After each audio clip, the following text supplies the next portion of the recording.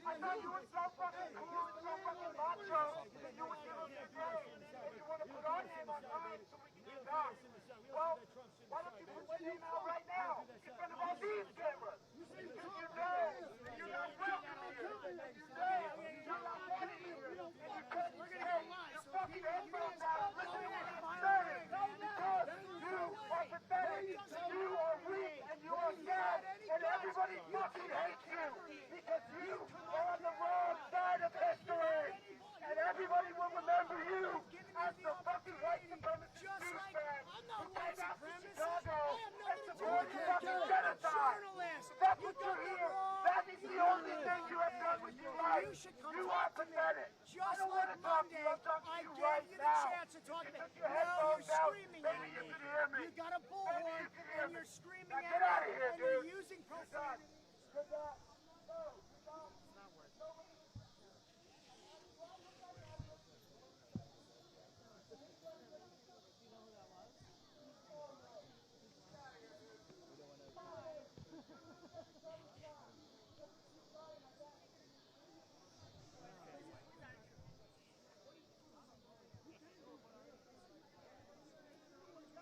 You know what's wrong with kids these days is they never take their AirPods out.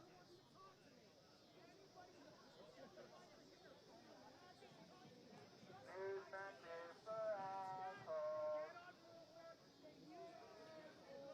Newsman is for assholes. Newsman is for assholes. Well, he did say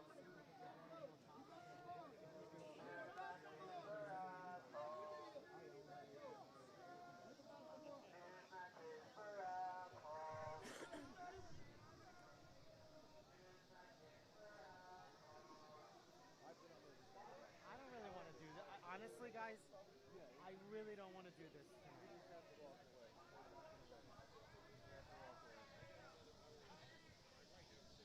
Which one said it to you?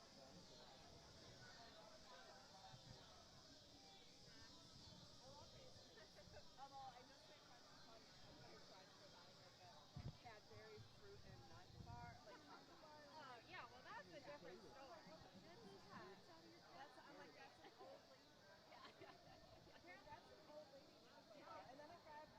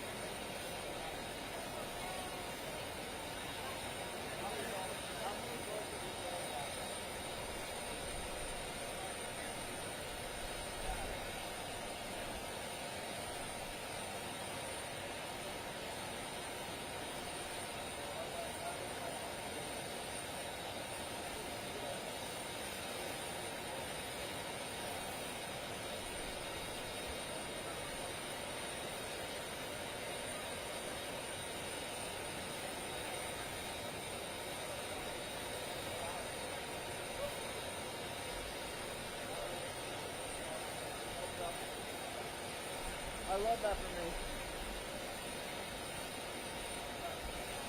I'm not so much about it before the honest.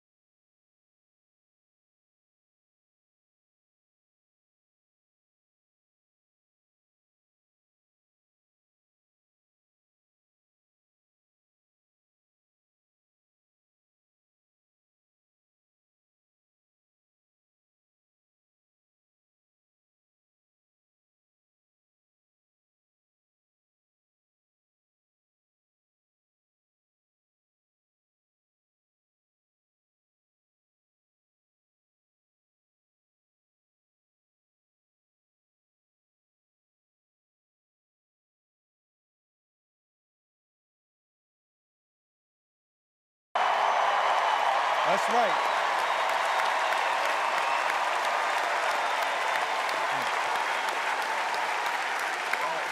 Man. Representing my hometown of Harlem, USA.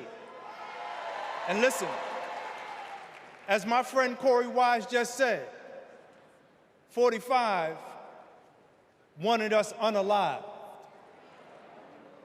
He wanted us dead. Today, we are exonerated because the actual perpetrator confessed, and DNA proved it. That guy says he still stands by the original guilty verdict. He dismisses the scientific evidence rather than admit he was wrong. He has never changed, and he never will.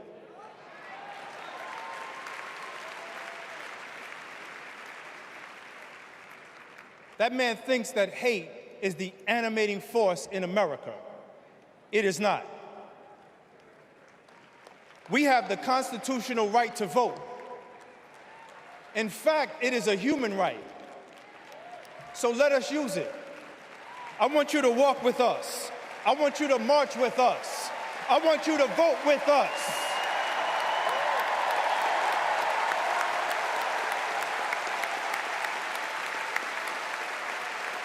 And together, and let me tell you, this is going to be so beautiful. And together, on November 5th, we will usher in Kamala Harris and Tim Walz into the White House.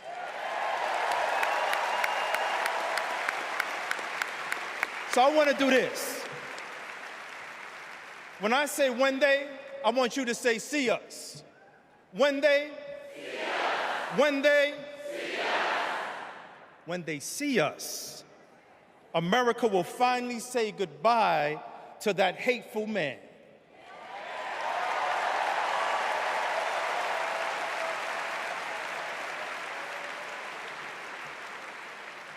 We will say what I have said after 7 long years on wrongful incarceration. Free at last. Free at last. Free at last. Thank God Almighty, we are free at last. God bless you, and God bless the United States of America.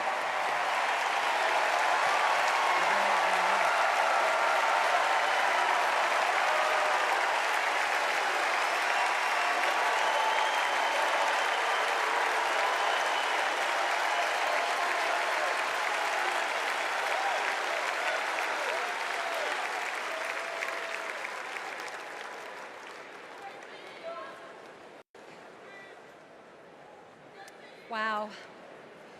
Our country is built on justice, and people's lives, as we just heard, can be harmed when we fail to do justice. But Kamala Harris fights to do justice. No one knows that better than the prosecutors who fought alongside her. These are their stories.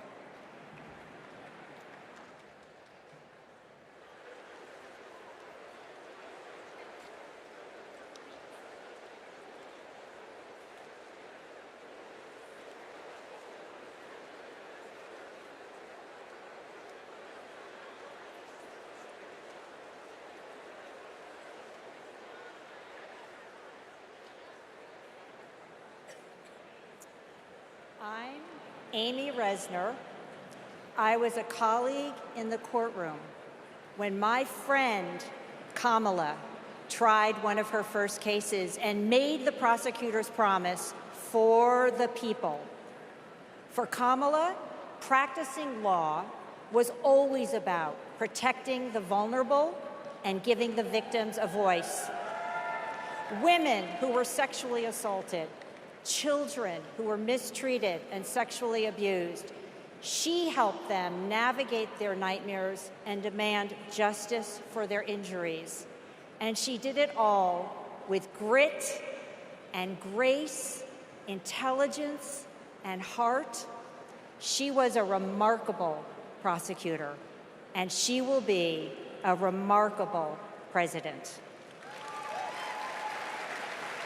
Survivors of sexual assault struggle to be heard over the cacophony of voices demeaning, discrediting, and vilifying them.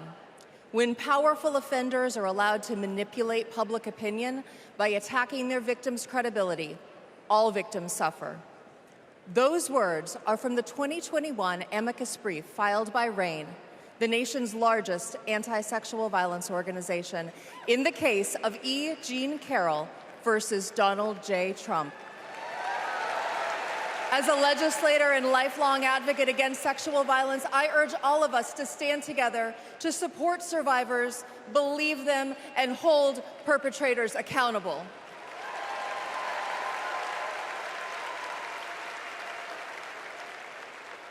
I'm Lisa Madigan, former Attorney General of Illinois.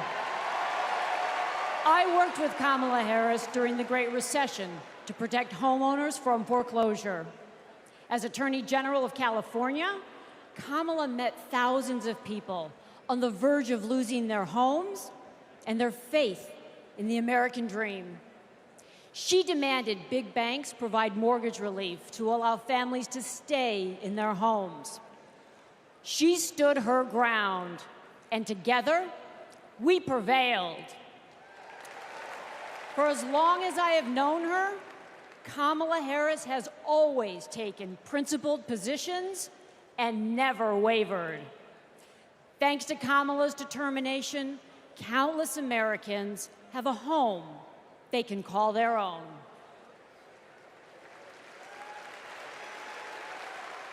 And I'm Mark Morial, civil rights leader and former mayor of New Orleans. In the 1970s, Donald Trump was sued for refusing to rent his apartments to African Americans. His employees were told, put those applications in a drawer and leave them there. It was straight up housing discrimination. It was racism, and civil rights advocacy put an end to it. Kamala Harris has a plan to build more housing, keep rent prices fair, and help more people own homes. Donald Trump, you denied black people the American dream. And Kamala Harris is creating a future where every family, yes, every family has a place to call home. I'm Nathan Horns. In 2010, I went to college in California to pursue my dreams, but ended up with a nightmare. Corinthian Colleges was a predatory for-profit chain. They defrauded more than 500,000 students and burdened us with loans we could never repay. Then, Kamala Harris stepped in. As Attorney General of California, she stuck up for students. She prosecuted Corinthian, and as Vice President, she stuck with us. As we fought and we organized for debt relief, the Biden-Harris administration came in, canceled all Corinthian student debt, and gave us back our futures. My name is Tristan Snell, and I prosecuted Trump University.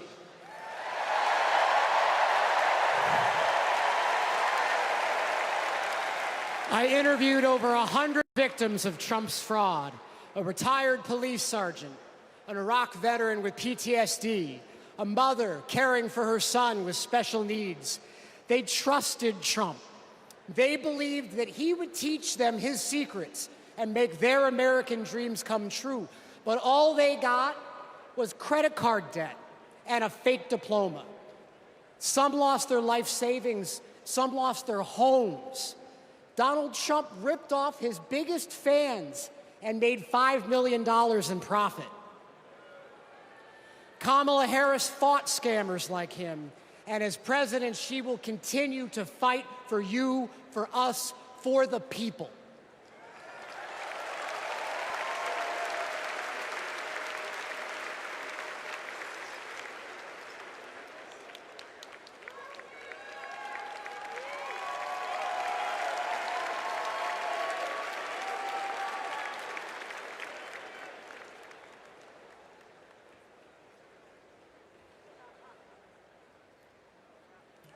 Please welcome Massachusetts Governor Maura Healey.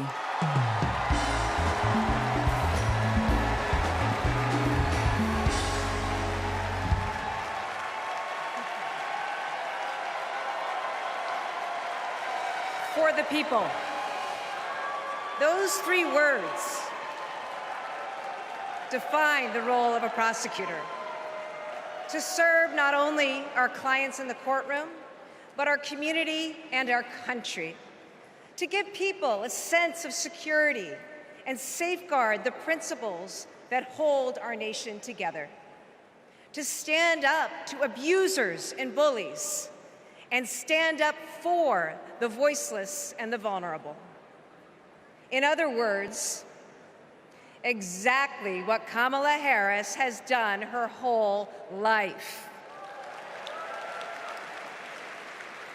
When she was DA, mothers of children who'd been murdered, whose cases had gone cold, would come to her office saying, "I'll only speak to Kamala," because they knew she would listen, because they knew she would help them find justice.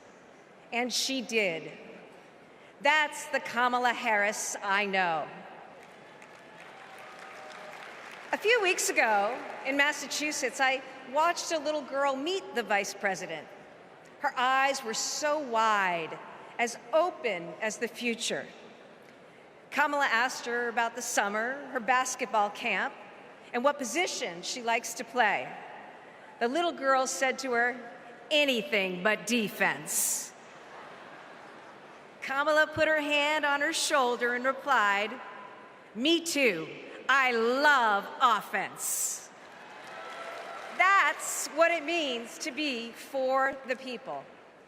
Kamala Harris fights for all Americans. She stays on offense and she wins. And I know that she'll fight with the same passion, the same determination as President of the United States. I can't wait to see her prosecute the case against Donald Trump on the debate stage in September. We face a stark choice in this election: a felon and con man or a dedicated prosecutor. The contrast between Donald Trump and Kamala Harris is clear. He obstructs justice. She upholds it. He swindles people. She serves them. He thinks he's above the law. She actually understands the law.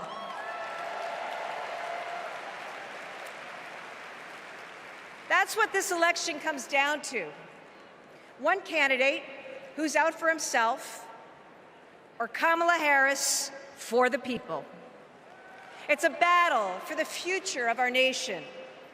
And tonight, we will prove beyond a reasonable doubt that Kamala Harris should be, she must be, the next President of the United States. Thank you.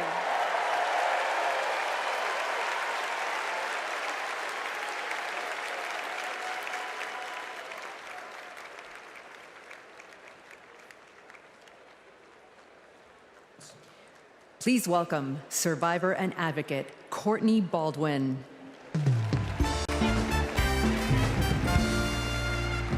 Good evening, Chicago. I'm Courtney Baldwin. In 2013, I was sold for sex in cities across California by a trafficker who controlled every aspect of my life. During those dark moments, I held on to hope that one day I'd be seen as more than a victim, that I could pursue my dreams, and that my trafficker will be held justice. I didn't know it yet, but waiting for me on the other side were people who were fighting for survivors. One of them was Kamala Harris. As California's Attorney General, she fought Backpage.com, the website that let me and thousands of others be bought and sold. She filed criminal charges against its owner that shut down the website for good. No one has ever done that. Vice President Harris is fearless, compassionate, and she still gives me hope. She's protected people like me her whole life, and I know she'll fight for us all as president. Thank you.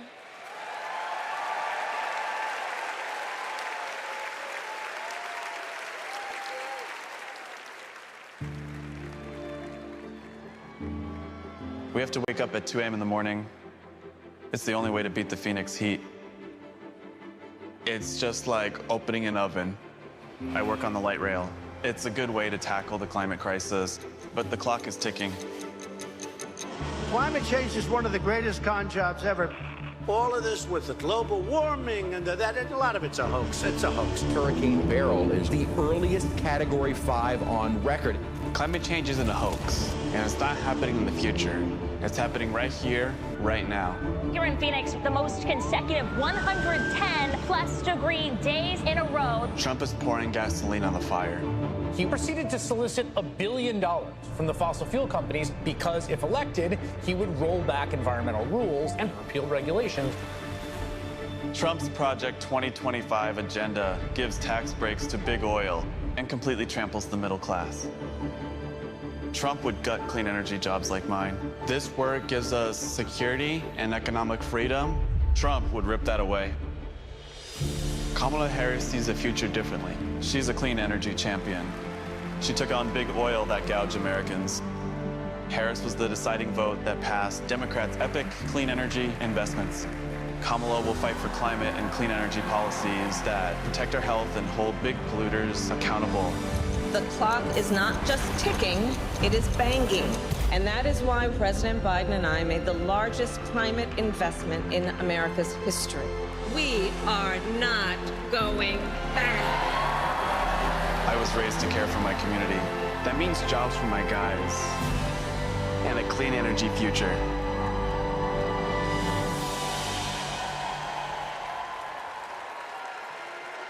Please welcome former New Mexico Representative Deb Haaland.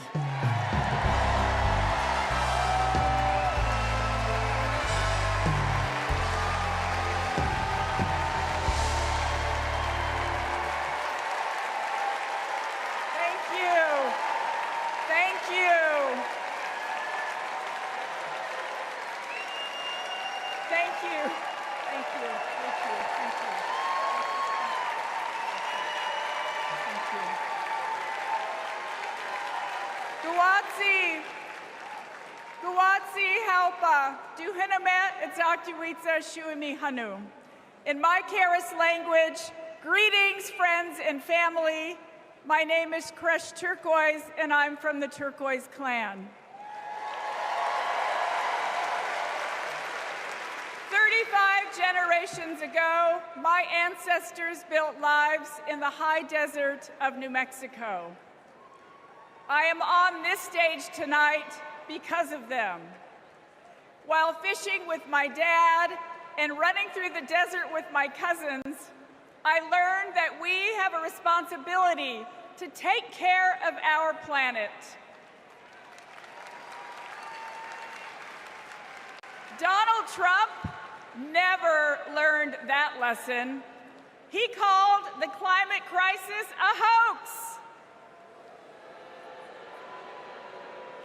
He made it easier for big companies to poison our air and water. An American president must lead the world in tackling climate change. We need a president who understands that assignment. That's Kamala Harris.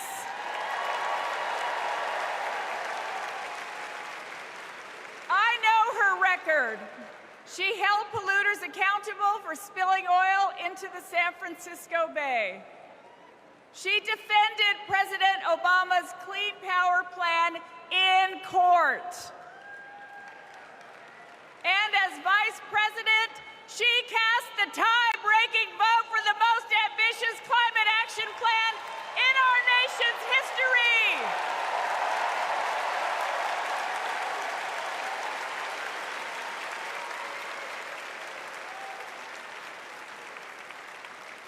Kamala Harris and Tim Walz will fight for a future where we all have clean air, clean water, and healthy communities.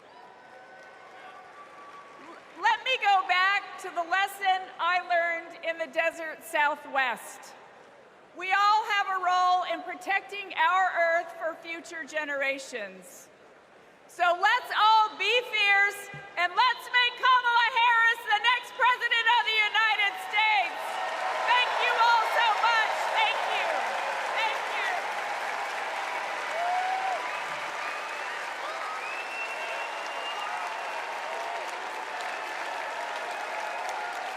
It's an election year, and both parties are battling to prove that they stand with workers. But sometimes, workers don't get the invite. Do you know where the auto workers are? I haven't seen anybody from the UAW. Nobody from the UAW? After we struggled to find any auto workers at Trump's Rally for Auto Workers, we hit the road to find out what Democrats have been up to. The Inflation Reduction Act, helping to fuel a boom in clean energy. Creating 9 million new clean energy jobs over the next 10 years, once-in-a-generation investment. I thought that American manufacturing was supposed to be dead. Here I am looking at one of the biggest auto mega plants being built. We talked to workers in rural Tennessee who joined a union for the first time to build one of the largest battery plants in the country. We have 20-year-old people thinking about their future. We never did that. I got things now that I never thought I could have. Generational wealth, I'm working on that. Medical, dental, vision, pension, something to fall back on when it's all over with. We went to Vegas, where union workers are building America's first high-speed rail. To Lordstown, Ohio, where auto workers who lost their jobs under Trump returned to work at a new battery plant. This could be the future. This could bring industry back to Lordstown. We saw it in its heyday, and here we are. We have the opportunity to make the battery. And Milwaukee, where workers are replacing every lead pipe in the city. It helps with the struggle. You don't have to struggle with 2, 3 jobs. You know, you can maintain with one job. This is my own neighborhood. This is your own neighborhood? Yes. Makes me feel good because I'm giving back something. It's easy for stories like these to get drowned out by fake worker rallies at non-union plants. Does anybody know that there's a Donald Trump event just an hour away from here? Yes? No? No. Was anybody invited to it? But over the last 4 years, only one party has invested trillions in clean energy, bringing back manufacturing and rebuilding infrastructure, putting workers at the center of it all. And this is just the start. Please welcome John Russell.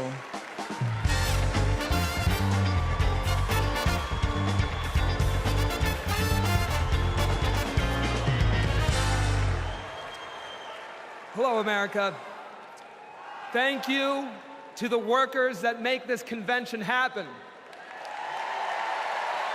Let's never forget how essential all of our labor is. I come from Appalachia. We kept the lights on in this country for generations. But the wealth made by our broken backs and our black lungs never did trickle down. And Washington listened to rich men demanding that we stick with dirty energy at any cost. Across the country, working class people are looking for a political home after years of both parties putting profit above people. Now, Trump, a billionaire, says that he'll take on the elites.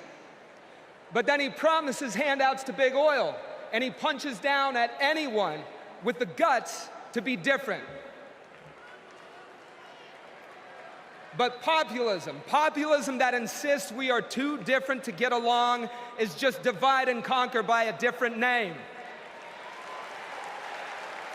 There's another sort of populism with roots in this party that we in West Virginia know well. They called us rednecks back in the 1920s. because striking workers from all different races wore red bandanas around their necks as they fought and died for respect and a living wage. Their fight yesterday is our fight right now, right now. It is our choice to build on this progress and to create a political home for the mass of working Americans fighting for control over their government, their workplaces, and their planet. And it is our moment to live up to. Let's get after it. Thank you very much.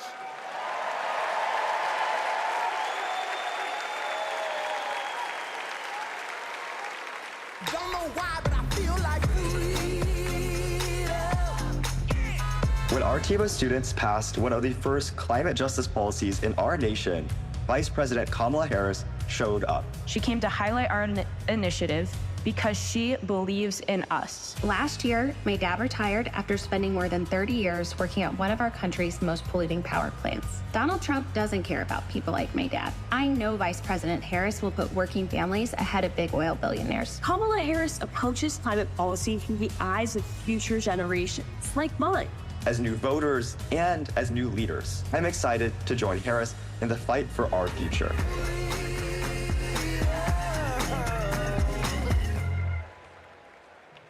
Please welcome Florida Representative Maxwell Frost.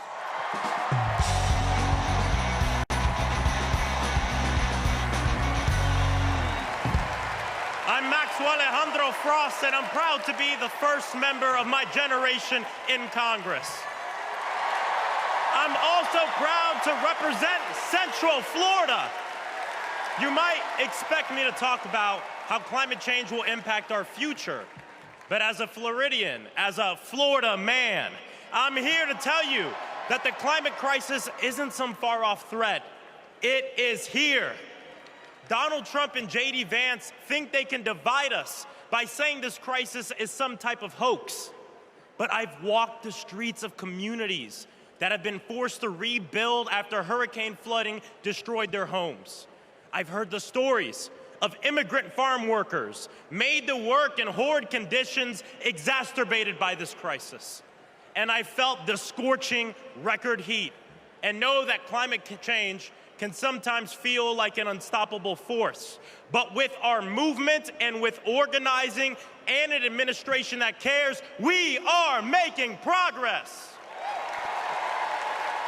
Kamala Harris and Joe Biden have proven that tackling this crisis creates jobs, that investing in clean energy protects our health, and that investing in mass public transit builds strong communities. And we must always remember that peace is essential to our climate and war destroys our environment. This election is about every drop of water that we consume and every breath we breathe. Fighting the climate crisis is patriotic. And unlike Donald Trump, our patriotism is more than some damn slogan on a hat. It's about actually giving a damn about the people who live in this country. Because when you love somebody, you want them to have clean air. When you love somebody, you want them to have safe drinking water. And when you love somebody, you want them to have a dignified job. And so, America, it's simple. Let's get to work and elect Kamala Harris and Tim Walz for our planet, for our future, for our present, and for our people. God bless.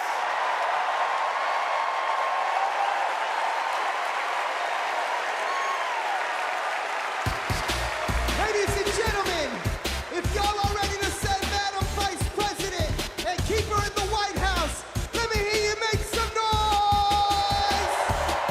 All I do is win, no matter what. Got money in my mind, I can never get enough. And every time I hit the building, everybody's hands go up.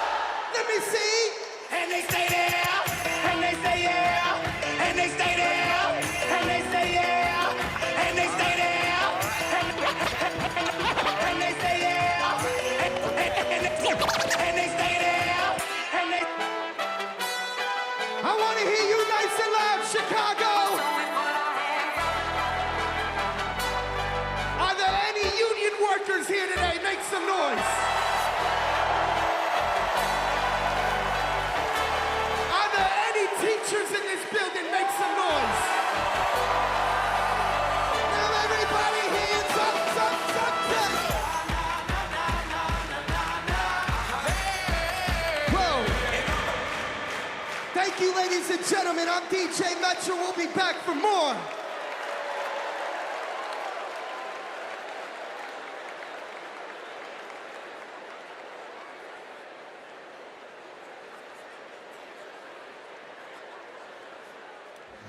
What's up, everybody? Stephen Curry here. I know you all know I played for the Golden State Warriors, but man, what a great honor it was to represent Team USA and go out there and win that gold medal at the Olympics this summer. And that unity on and off the court reminded us all that together we can do all things and continue to inspire the world. That's why I believe that Kamala, as president, could bring that unity back and continue to move our country forward. This is about preserving hope and belief in our country, making sure families can be taken care of during their most precious times. I got to visit Kamala with my team in the White House last year, and I can tell you one thing I knew then and I definitely know now. The Oval Office suits her well. So in the words of Michelle Obama, do something. Go vote. Be active. Let's show out in November like never before. It's been an honor for me to represent our country. It's an honor to support Kamala. So let's all do our part. God bless. Please welcome Democratic nominee for U.S. Congress in Alabama, Shamari Figures.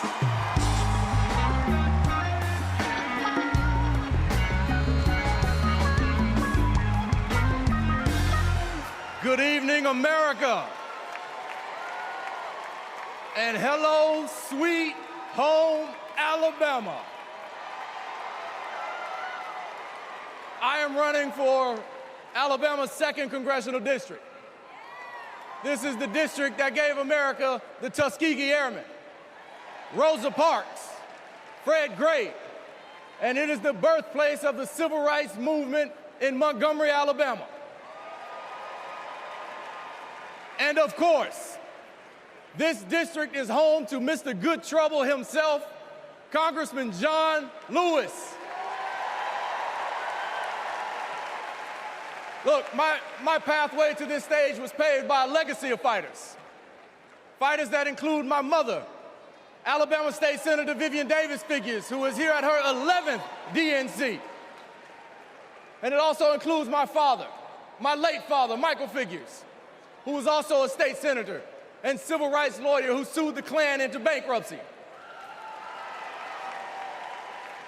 Listen, all of America, all of us owe a debt to courageous freedom fighters, both known and unknown, a debt that can never be repaid.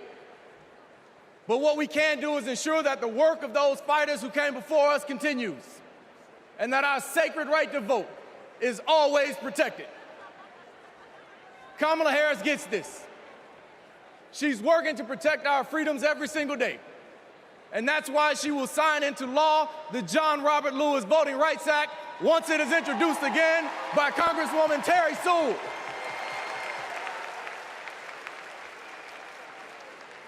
Listen, America, a California poet named Kendrick Lamar recently reminded us that sometimes we gotta pop out and show them. Well, America, it's time we pop out and vote. It's time we pop out from California to Alabama and all across America, and we show them that we are not going back. We are going forward, and we are going forward with Kamala Harris as the next president of the United States of America. Thank you. God bless you. Roll Tide.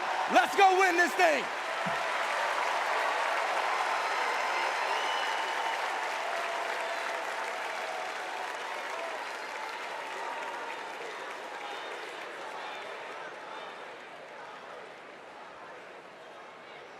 As I close out my segment tonight, I got to send a quick message.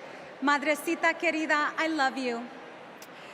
Kamala Harris and Tim Walz understand what everyday Americans are going through because, unlike Donald Trump, they actually grew up in families where every dollar mattered, where everything was earned and nothing was handed to them. Our next speaker knows something about that too. Please welcome my dear friend, our fellow Texan, our next senator, Representative Colin Allred.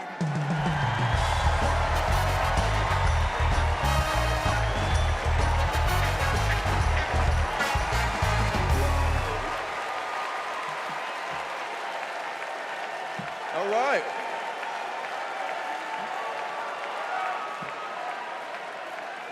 Hey, everybody. I'm Colin Allred, a congressman from Dallas, dad to two perfect little boys. And this November, I'm going to beat Ted Cruz.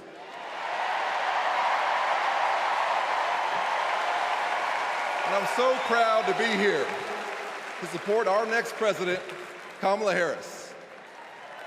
You know, like Kamala, I was raised by a single mom. Mom was a public school teacher who often worked two jobs to make ends meet. So when we talk about lowering costs, I think about the times when we went to the grocery store when I was growing up and swiped the debit card and said a little prayer. But my mom and my community in Texas gave me a chance to chase my version of the American dream. I played football at Baylor and in the NFL before becoming a civil rights lawyer and representing my hometown in Congress. Now I'm the guy who's going to turn Texas's Senate seat blue.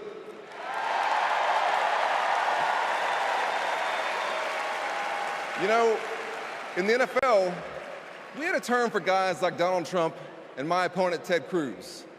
Me guys. You know the type. Talk a big game, only care about themselves, but you don't want to be stuck with them at a barbecue. The truth is, America has never been about me. As President Obama said, the single most powerful word in our democracy is the word we. We the people. We shall overcome. Yes, we can. And we've got a message for the me guys. We is more powerful than me. We will protect and restore reproductive freedom. We will secure the border. We'll protect Medicare and Social Security. And we'll turn the page and write a new chapter for this country and elect Kamala Harris to be the next president and beat Ted Cruz. Thank you all so much. God bless you, and may God bless Texas.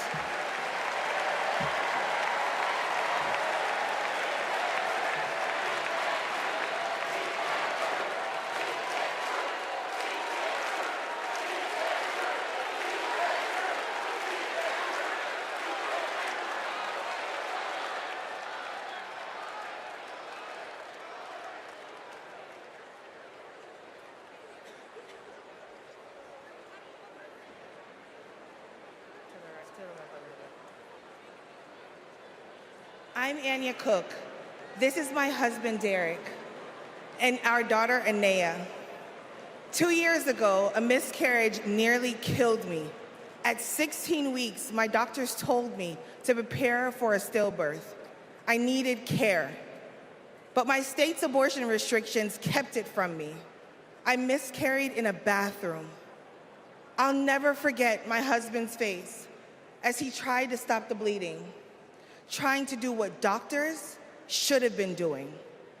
When I reached the hospital, I'd lost nearly half the blood in my body. I can't change the past, but we can choose a different future.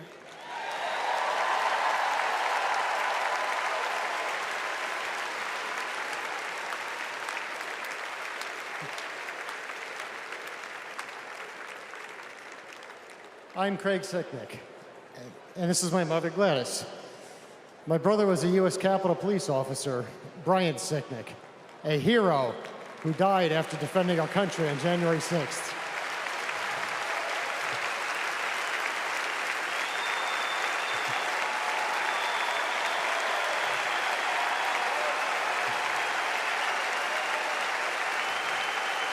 My family knows how dangerous Trump is. He incited the crowd while my brother and his fellow officers were putting their lives at risk. We need a real leader, not an autocrat who is stuck in the past. Brian, we miss you every day.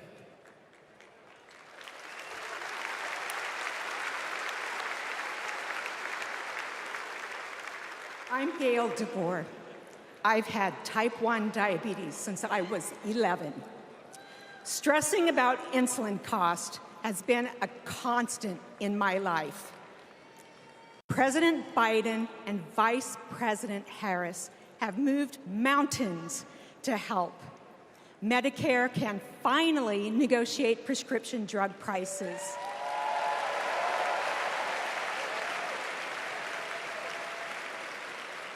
Insulin is capped at $35 for Medicare recipients. And when elected, Kamala Harris plans to extend that cap to the rest of us. That's the future I want. That's the future I am voting for.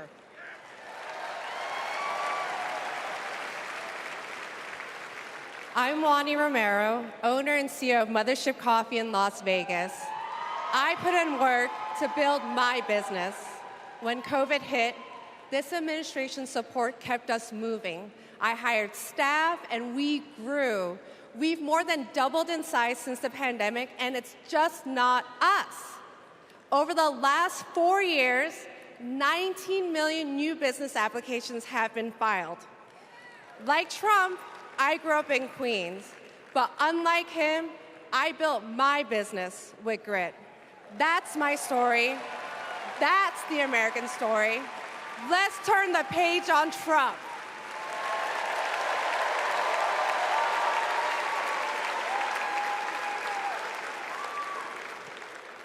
I'm Eric Fitz, and these are my sons, Christian and Carter.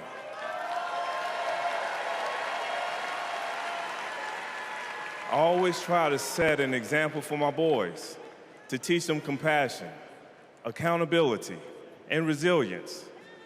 I want those values to be reflected in our leaders. I don't want to have to turn off the TV because our president is lobbing insults or telling lies. I'm tired of all of the hate.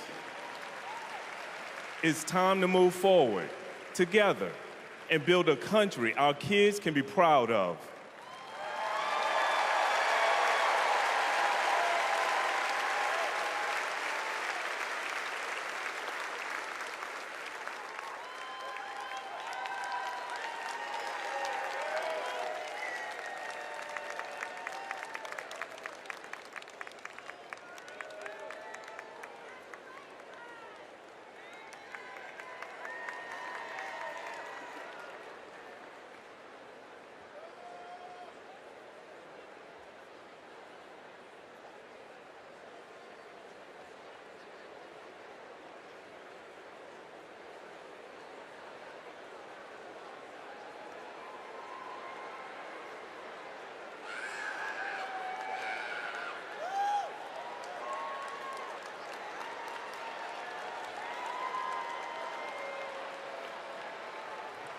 Please welcome the Bulls' official drumline, Chicago's own Pack Drumline.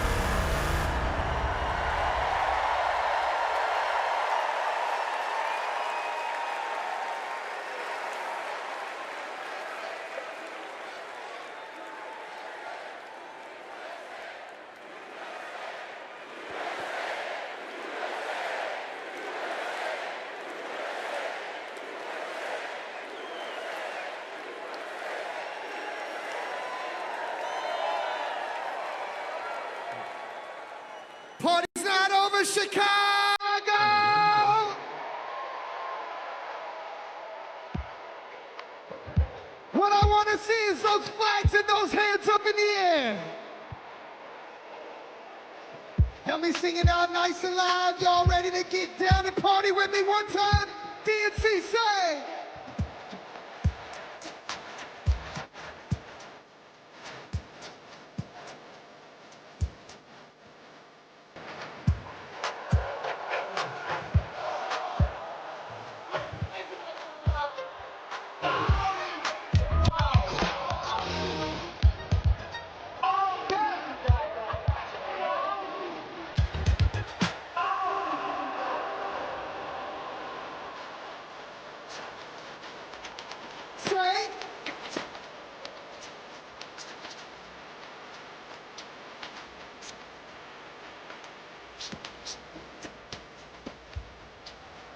Let me hear you say, oh.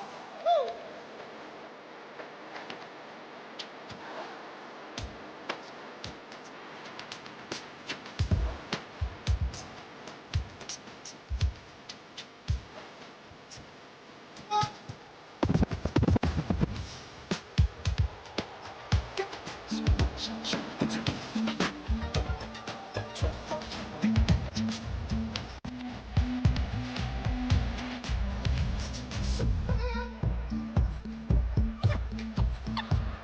Texas, no hold'em.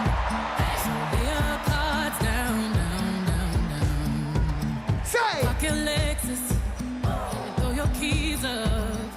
Stick around, round, round, round, round. Nice and loud. And I'll be damned if I can't slow dance with you. Come pour some sugar on me, honey, too. It's a real live boogie and a real live hold down. Don't be a come take it to the floor now. Woo! There's a tornado in my city, at the basement. That ain't pretty, rugged whiskey. We surviving. A breakup kisses, sweet redemption, passing time, yeah. Ooh, one step to the right, we headed to the dive bar we always thought was nice. Ooh, run me to the left. Texas, ain't no hold'em. So lay your cards down, down, down, down. So park your Lexus, throw your keys up. Stick around, round, round, round, round. One more time, nice and loud. And I'll be damned if I can't slow dance with you. Come pour some sugar on me, honey, too. It's a real live boogie and a real live hold down. Don't be a anchor, take it to the right.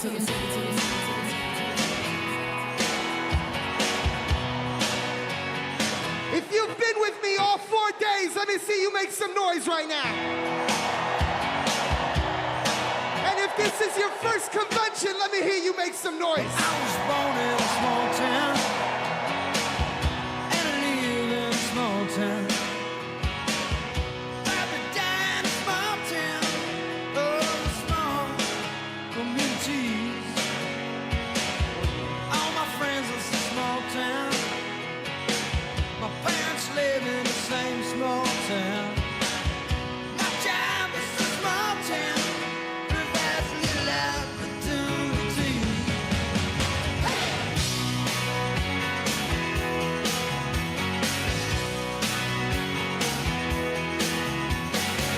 Educated in a small town, taught to fear Jesus in a small town. Used to daydream in that small town, another boring romantic, that's me. But I've seen it all in a small town. Had myself a ball in a small town. Met an LA dollar, brought him to this small town. That small town, just like me. Hold on inside. No, I cannot forget from where it is that I come from. I cannot forget the people who love me. Yeah, I can be myself here in this small town, and people let me be just what I want to be.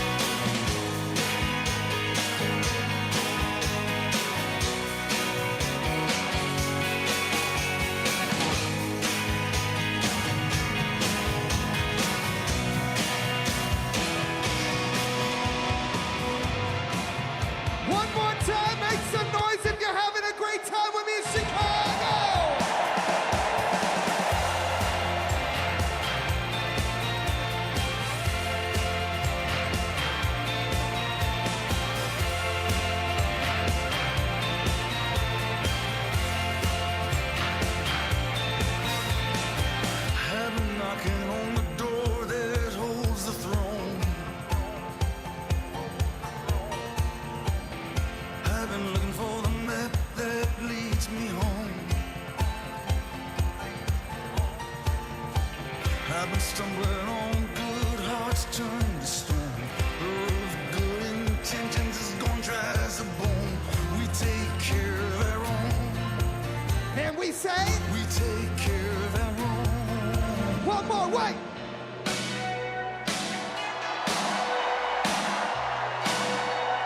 Cause if you're proud of your country and you're ready to send Madam VP and keep her in the White House, make some noise.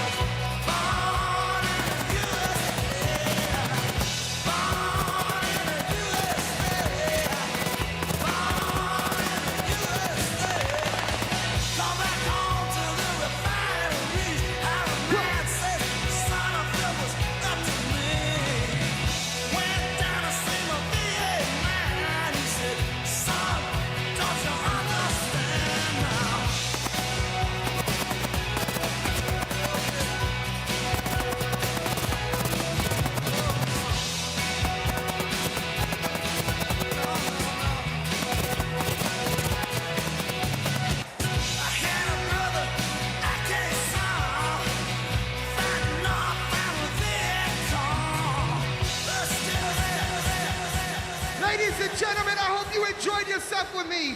My name is DJ Metro from Chicago. Thank you for having me.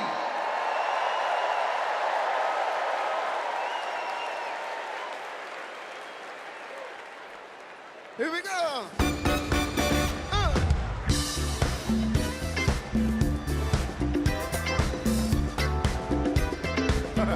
Knock me out.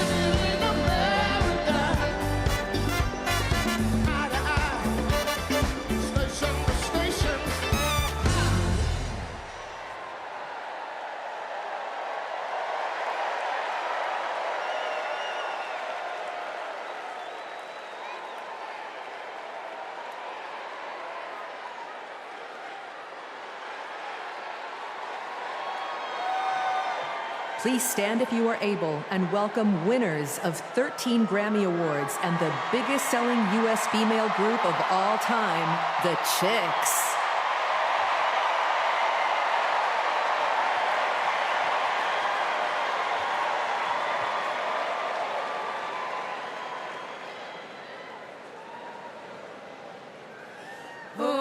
say, can you see by the dawn's early light what so proudly we hailed at the twilight's last gleaming, whose broad stripes and bright stars through the perilous fight o'er the ramparts we watched were so gallantly streaming, and the rockets' red glare, the bombs bursting in air, gave proof through the night that our flag was still there. Oh, say does that star-spangled banner yet wave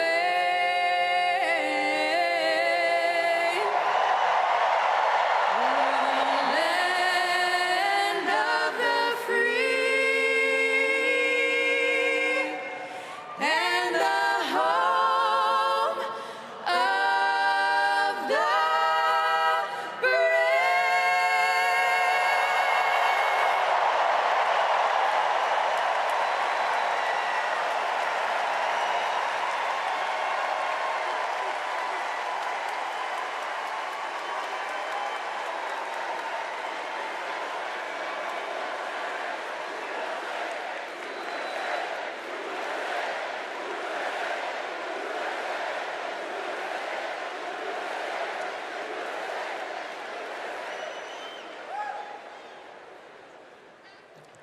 Please welcome Kerry Washington. Welcome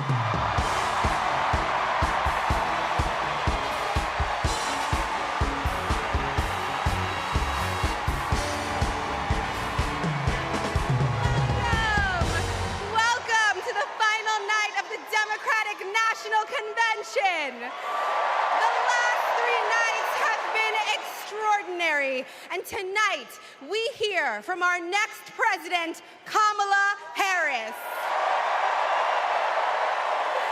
Now, as I stand here, I know that there are folks on social media already saying, go back to your TV show, shut up and act. But I am not here tonight as an actor. I am here as a mother, as a daughter, as a proud union member.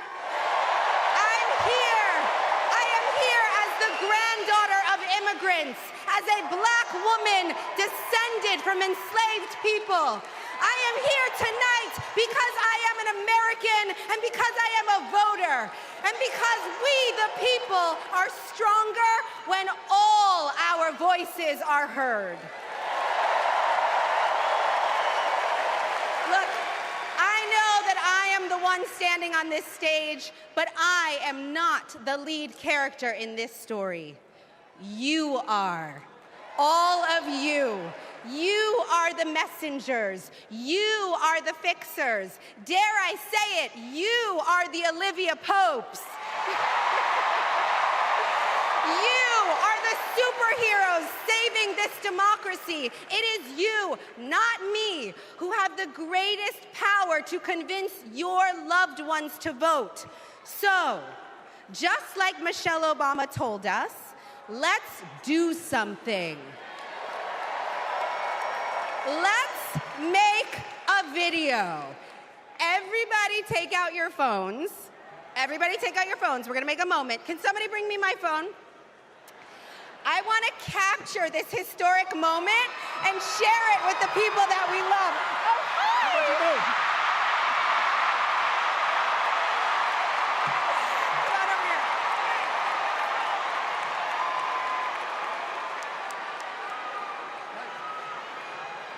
Okay, here's what we're gonna do. You're gonna take this video, guys. We're all gonna take it together. We're gonna post it to social media, text your friends, send this message out into the world. When I say when we fight, you're gonna say? Are you ready?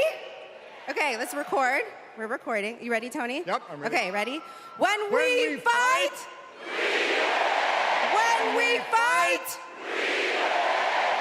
when we fight,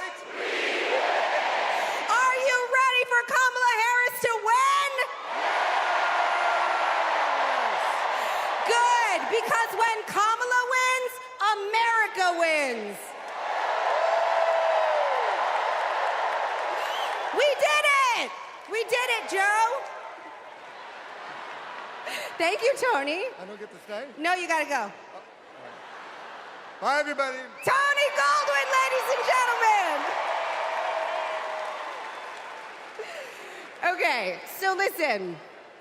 It's come to my attention that there are some folks who struggle or pretend to struggle with the proper pronunciation of our future president's name. So, hear me out. Confusion is understandable. Disrespect is not. So tonight, we are going to help everyone get it right. Here to help me are some very special guests.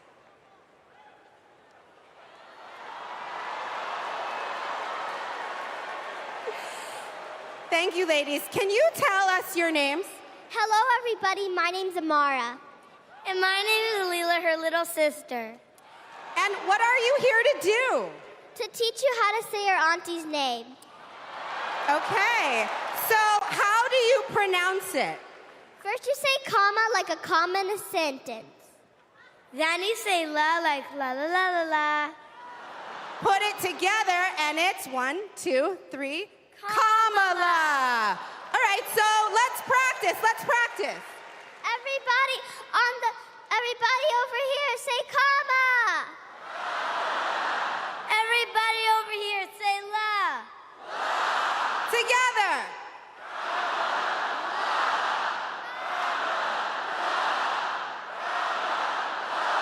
For president!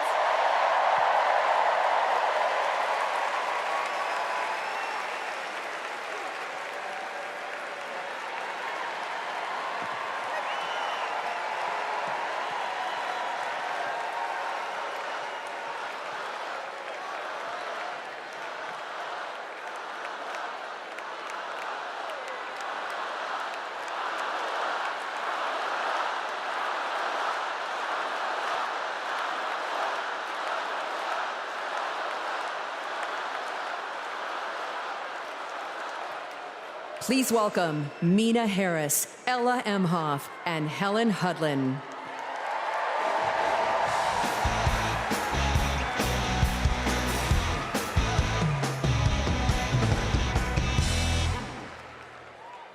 Hi, I'm Mina. I'm Ella.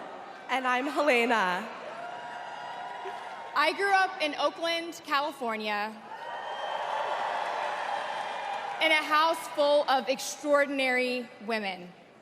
My mom, my grandma, and my auntie, who showed me the meaning of service, helping her sister, a 17-year-old single mom, fighting for justice for the American people, and still cooking Sunday family dinner. She guided me, now she's guiding my own children, and I know she'll guide our country forward. Kamala came into my life when I was 14, famously a very easy time for a teenager. Like a lot of young people, I didn't always understand what I was feeling, but no matter what, Kamala was there for me. She was patient, caring, and always took me seriously.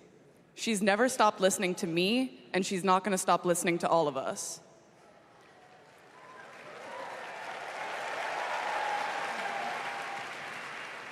Kamala Harris is my godmother. To me, her advice means everything.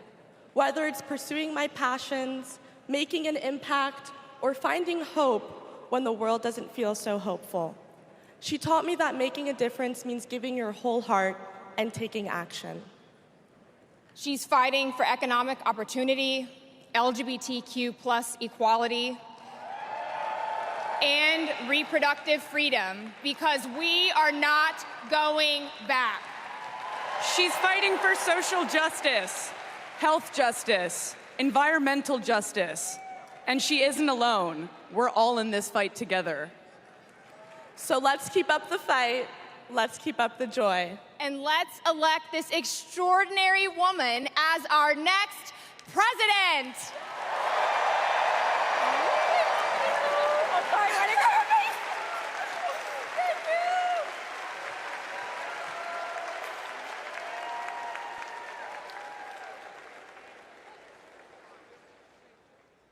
Please welcome actor and comedian D.L. Hughley.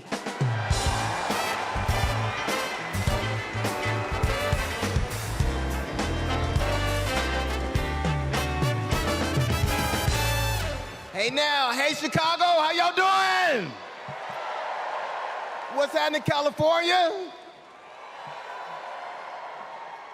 Now, wait, where those AKAs at? Where they at? You know what? In 3 months, ain't gonna be no living with y'all. I can tell you this, I don't blame Donald Trump for not wanting to debate Kamala. I've been married to a black woman for 40 years and I ain't won one debate. I'm owing $93,000. Now, of course, Trump is saying that Kamala isn't black. I guarantee you this, Kamala's been black a lot longer than Trump's been a Republican.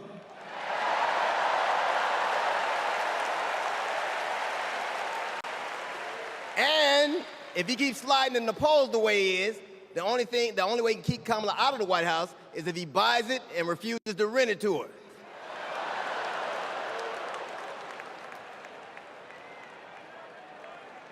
Of course, Kamala's getting broad support. They got black men for Kamala, white men for Kamala, Latinos and Asians for Kamala. They even have Republicans for Kamala.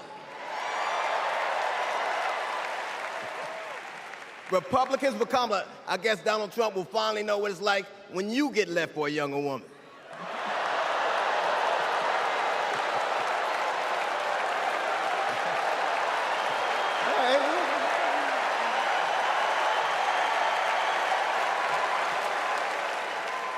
But seriously, Kamala knows the truth about the American dream, that hard work is not enough.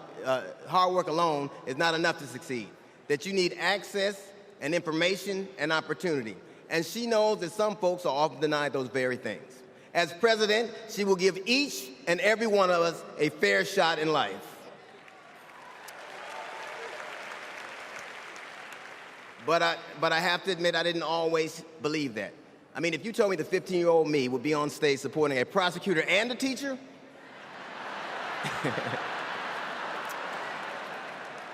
there is no way that I would have believed you. But because of that, I made assumptions about Kamala's record. And I often repeated them to a lot of people. Then one day, Kamala invited me to her house. She put her hand on my shoulder and she asked me to do some research. Something I had never done. Something a lot of people I know had never done before. Imagine attacking someone's character without a single Google search. So I did what I should have done in the first place. I learned that she had done for us exactly what she promised to. I believe that your apology should be as loud as your accusation, and I'm here apologizing in front of the whole damn world. I am. I was wrong. I was wrong, and I'm so very glad I was wrong because, Kamala, you give me hope for the future, a future where my grandchildren, Nola and Stevie, had the freedom to control their own bodies, where they have the opportunity to go as far as their wits and their talents would take them. That future, ladies and gentlemen, is possible, but only if we elect Kamala Harris as the 47th President of the United States of America.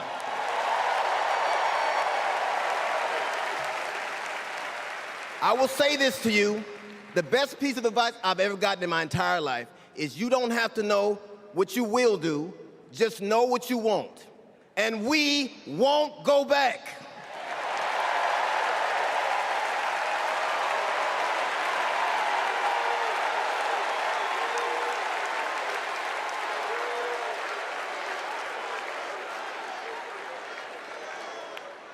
The energy in this room is electric. And you can feel it everywhere, all over the country. In the coming weeks, I want us to find ways to maintain this energy and this joy and this commitment, because there will be days when the work ahead seems impossible. And when that happens, I know what I do. I get involved, I get engaged, I ask myself, how can I be of service to my community? Because community is why we do this, am I right?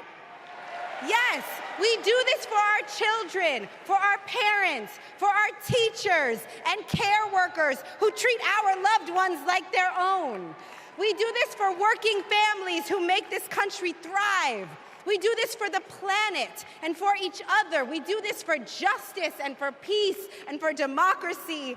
And as we are about to hear, we do this for the safety of our communities.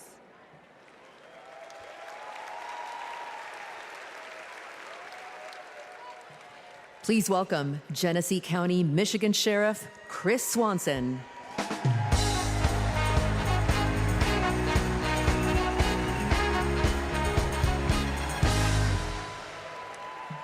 My job is to protect people, all people. In 2020, righteous anger spilled over into the streets of Flint, Michigan. One bad decision from either side, and there would have been bloodshed. But that didn't happen. We laid down our riot gear, and we embraced the community, and instead of hate, we chose hope.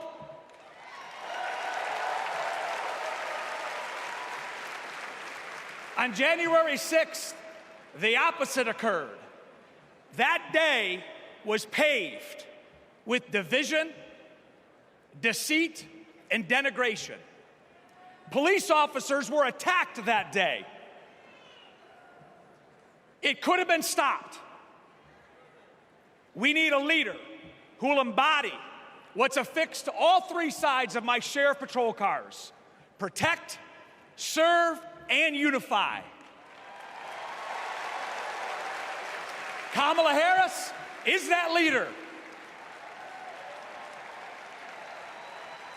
As a prosecutor, Kamala Harris protected us by putting violent criminals and sex offenders behind bars. If I was in a courtroom, she's exactly the tough prosecutor that I'd want to see. As vice president, she served America by keeping us safer. And I can testify firsthand, where I come from, crime is down and police funding is up. As president, Kamala Harris will unify our country. She will bring us together because our country needs a leader who will go toe-to-toe with drug cartels and bullies. One who has already taken the oath, raised her right hand to advocate for the people. I can tell you in 2020, we were able to turn a protest into a peaceful movement by walking together. One city, one community, and one country. America, let's walk. Let's walk. Let's walk together and let's elect Kamala Harris and turn hate into hope yet again. Thank you.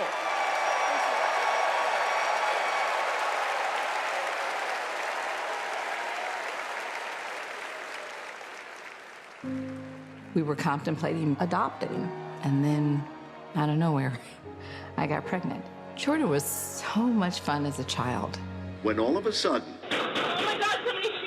3 of those rounds he aimed at Jordan. Jordan didn't deserve to die that way.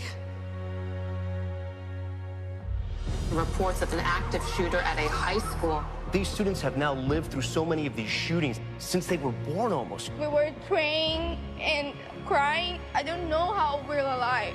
An active shooter at an elementary school in Uvalde, Texas. Multiple children have been killed. Most of the body so mutilated that only DNA tests or green Converse could identify. Trump did nothing on guns and was proud of it. There was great pressure on me. We did nothing. After a mass shooting in Iowa, Trump said, I have to get over it. You never get over it. Kamala Harris and Joe Biden refused to get over it. As district attorney, she got illegal guns off the street. As Attorney General, she took on transnational crime rings and stopped gun trafficking. As Vice President, she helped pass the most sweeping gun violence legislation in 3 decades, keeping guns out of the hands of criminals, expanding background checks, closing loopholes. We'll finally pass red flag laws, universal background checks, and an assault weapons ban. Kamala understands the fight we're in. The power is with the people. And gives people like me, survivors like me, hope.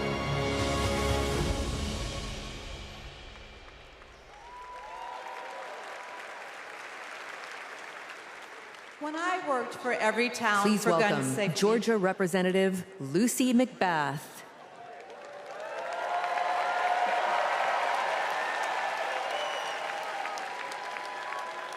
When I worked for Everytown for gun safety and Moms Demand Action for Gun Sense in America, I saw firsthand the power of telling our stories. You've just heard mine, but there are many more to tell.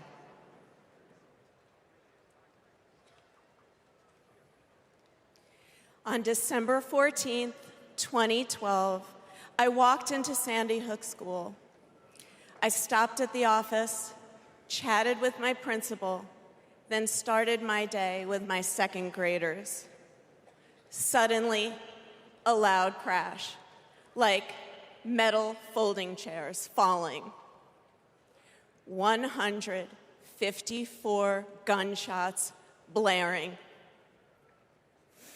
Hiding in the coats, trying to sing with my students, trying to read to them, trying to drown out the sounds.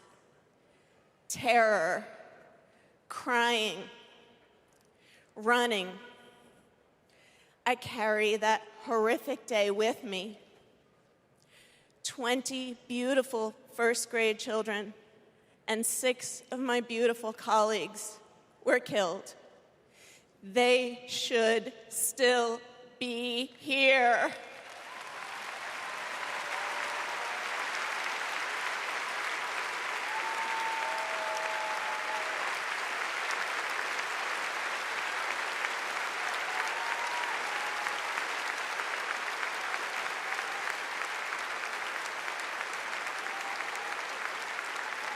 It's 10:30 a.m. at Robb Elementary in Uvalde.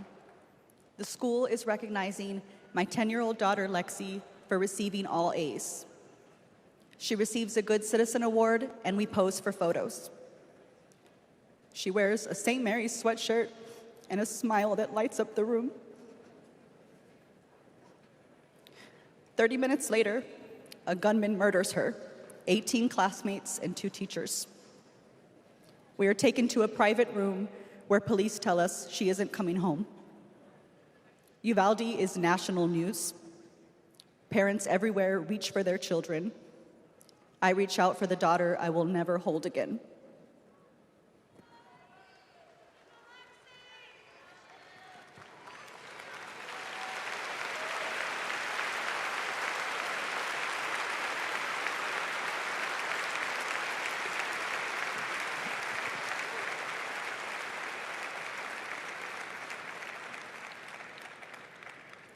My niece, Sandy Patrice, was 22. She drove to Myrtle Beach for sun and fun and motorcycle parades. Hours later, my phone rang. Shooting on the beach. No one can find Sandy. I stayed calm. You see, my mother, Patricia Ann, had been shot and killed by an abusive partner. I was calm then, too. I got to handling business. I called relatives, the police, hospitals, and I kept calling, voice steady, heartbeat pulsing. Then I was connected to the coroner. 10 years of waiting, and Sandy's murder is still unsolved. I'll keep calling, and I'll keep fighting.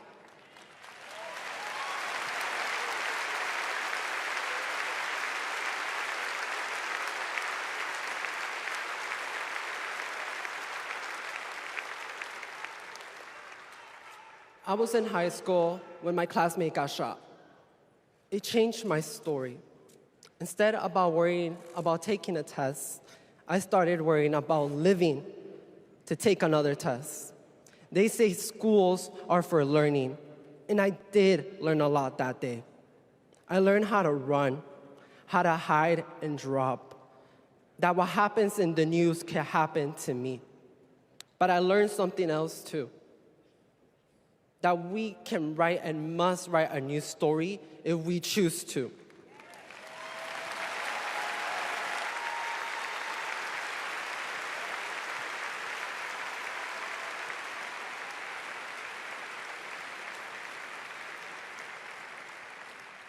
Ours are stories of loss.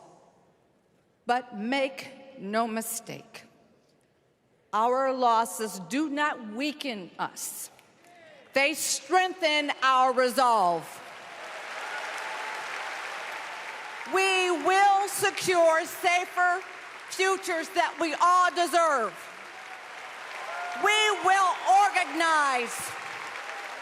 We will advocate. We will run for office.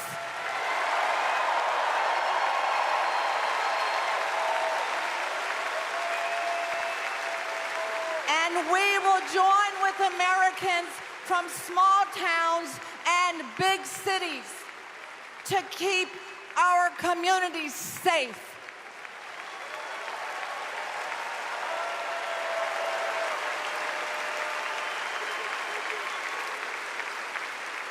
And we will elect leaders like Kamala Harris,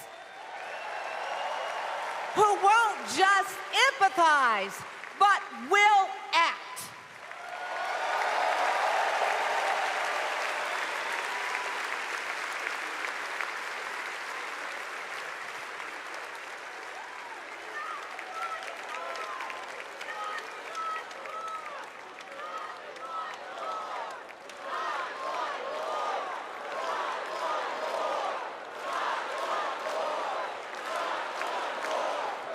Please welcome former Arizona Representative Gabby Giffords.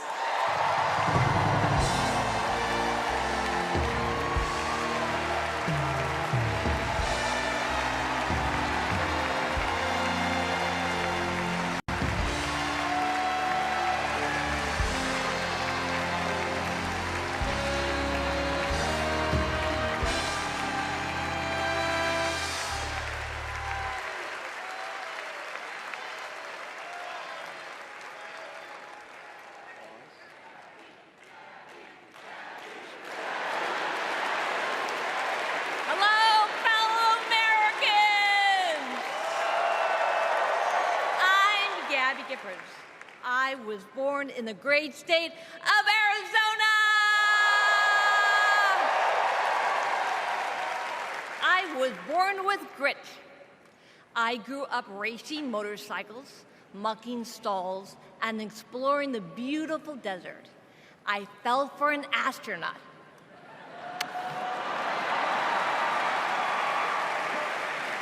For 5 years, I served in Congress from a swing district. Everybody called me a rising star. Then on January 8th, 2011, a man tried to assassinate me. He shot 19 people. He killed 6. Terrible, terrible day.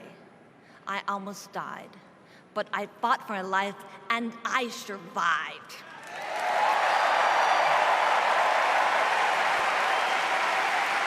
I learned to walk again, one step at a time. I learned to talk again, one word at a time. So many people helped me as I worked hard to recover, including a decent man for Delaware who always checked in. He still does. Thank you, Joe Biden. thank you for everything. Joe is a great president. My friend Kamala will be a great president. She is tough. She has grit. Kamala can beat the gun lobby. She can fight gun trafficking.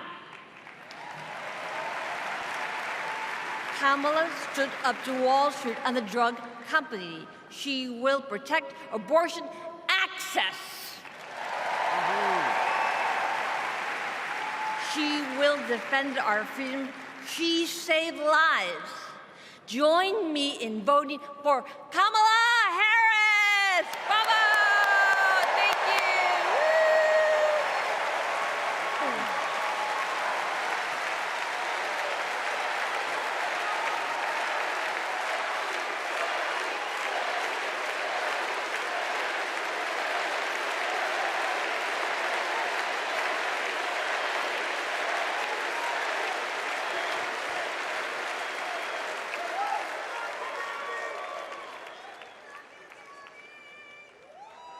Don't know why, but I feel like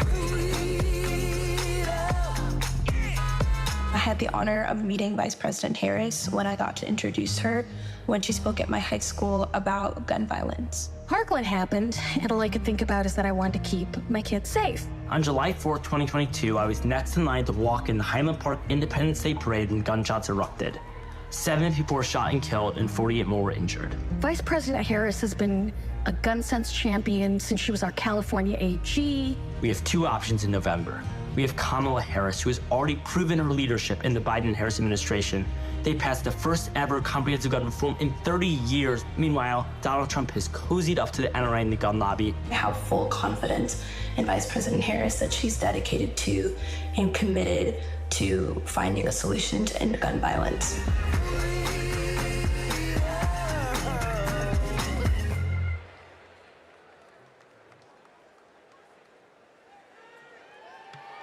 Please welcome 3-time Grammy-winning singer-songwriter and global pop icon, Pink.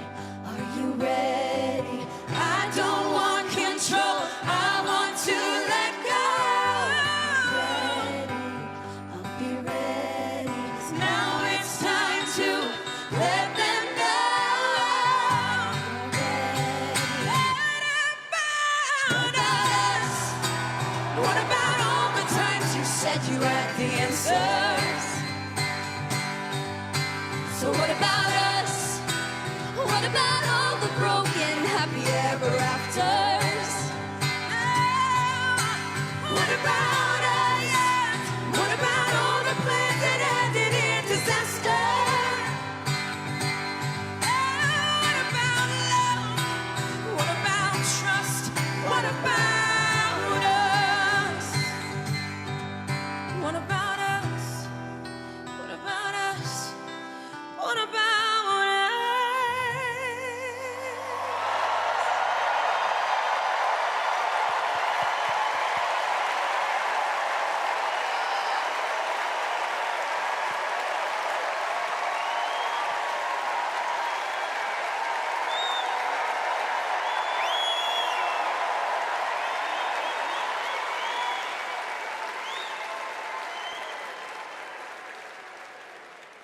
Global security and global prosperity depend on the leadership of the United States of America. And a strong America remains indispensable to the world. Our democratic ideals of freedom and liberty inspire billions, and our military is the strongest in the world. Our military is a force that underwrites global stability and our national security.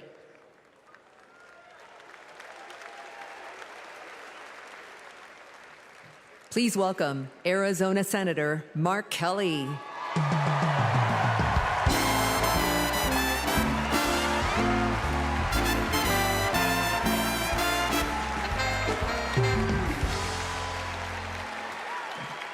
Hello, Chicago. Hello, Democrats.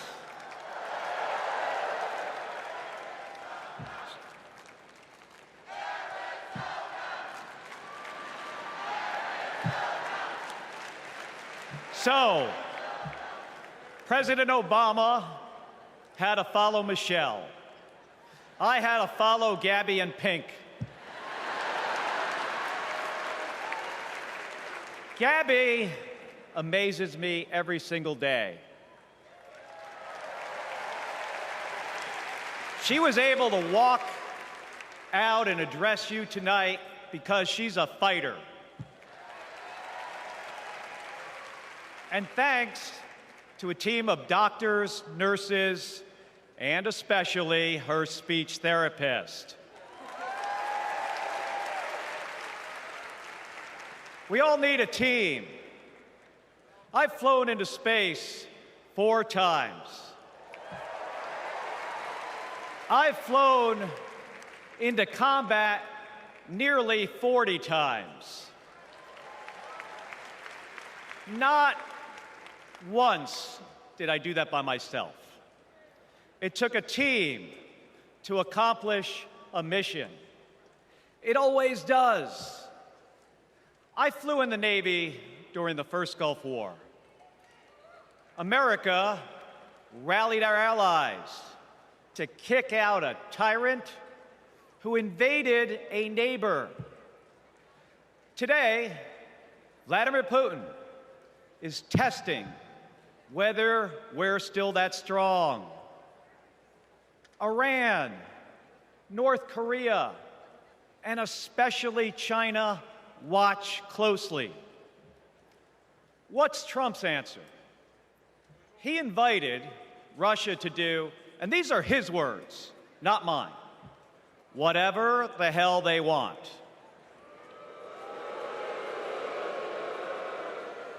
Vice President Harris has always championed America's support for NATO, for Ukraine, and for the Ukrainian people.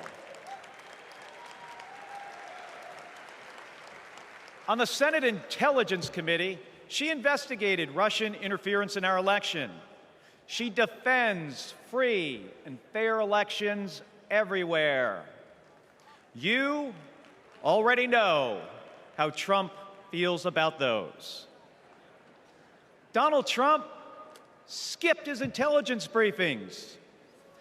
He was too busy sucking up to dictators and dreaming of becoming one himself.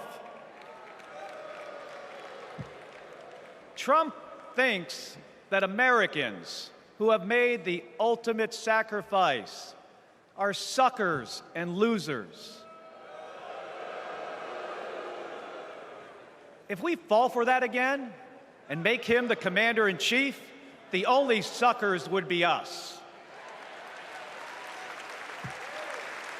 Kamala Harris knows that standing with our allies means standing up for Americans.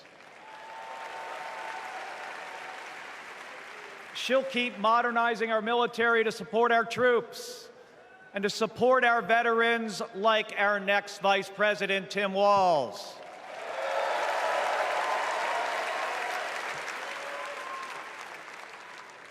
The world laughs at Trump, literally. But folks, it is not funny. When he was president, that meant the world was laughing at us.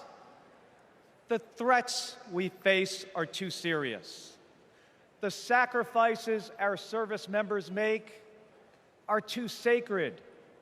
The alliances we've spent decades building are too critical. That's what's at stake now. And the choice isn't even close. But in Arizona and nationwide, this election will be.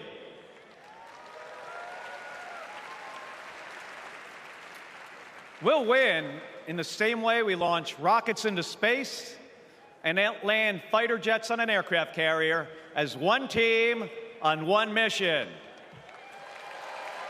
State by state, voter by voter, coming together.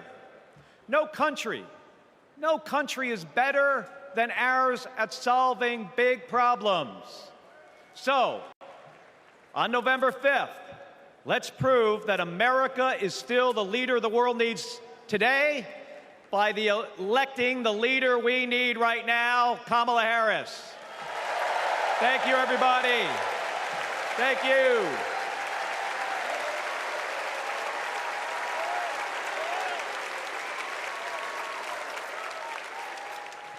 Please welcome former Secretary of Defense Leon Panetta.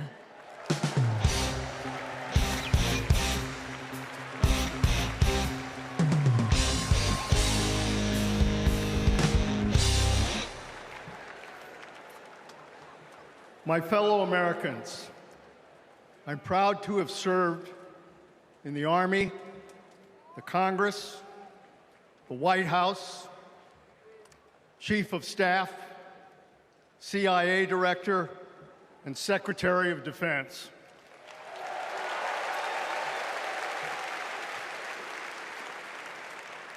I've looked into the eyes of our warriors and deployed them into battle.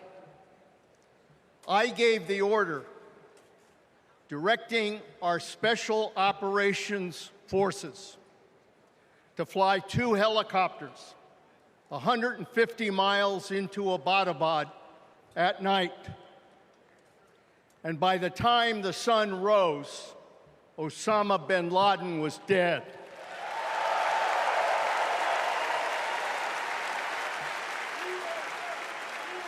Because nobody attacks our country and gets away with it. Nobody.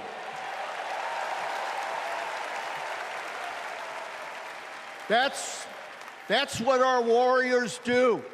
That's what our warriors do.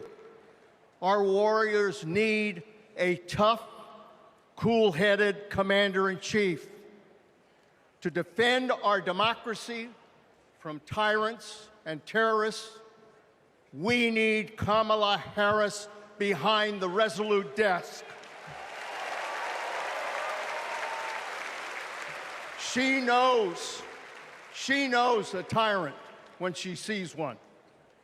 And our allies know a leader when they see one. on the Senate Intelligence Committee and as vice president, she worked with more than 150 world leaders. She's looked our allies in the eye and said, America has your back. Trump would abandon our allies and isolate America. We tried that in the 1930s. It was foolish and dangerous then, and it's foolish and dangerous now.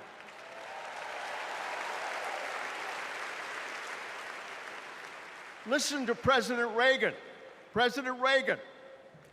Isolationism never was and never will be an acceptable response to tyrannical governments. Never. Trump tells tyrants like Putin they can do whatever the hell they want. Kamala Harris tells tyrants, the hell you can, not on my watch. She's worked with President Zelensky to fight back against Russia. She knows that protecting their democracy protects our democracy as well. Look, Donald Trump does not understand the world, and he does not understand the service and sacrifice of our military. Our fallen veterans are not suckers. They are not losers. They are our heroes.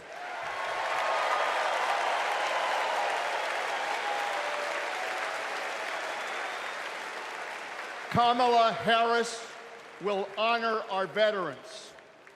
And in Tim Walz, we will have a vice president who has served in uniform honorably for 24 years.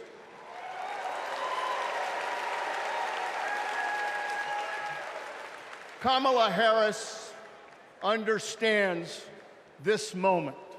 It is a moment of danger and a moment of opportunity. She'll keep America's military the strongest in the world, the strongest ever known. And she understands what our military is for. The role of our military is to defend us from foreign enemies. It is not to threaten Americans, and it sure as hell isn't to put immigrants in camps.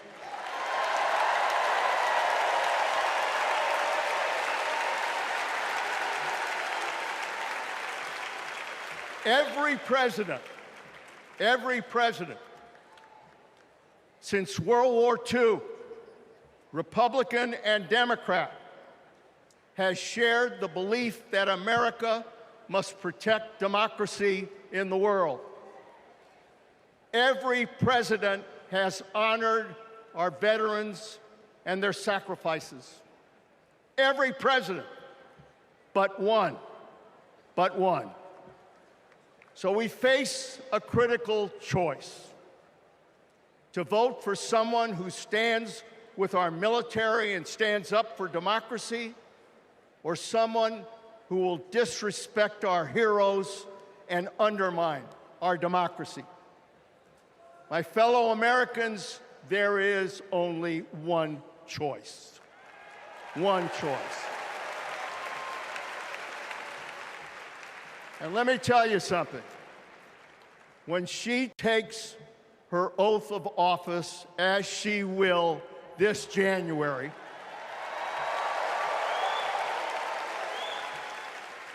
our allies will cheer, our enemies will fear, and we will have a commander-in-chief that we can trust. God bless our veterans, and God bless our country.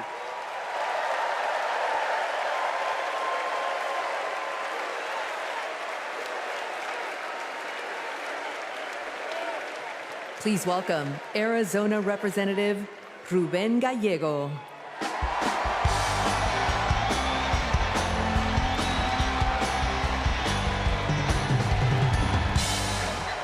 dad, husband, congressman, and the proudest Arizonan you'll ever meet.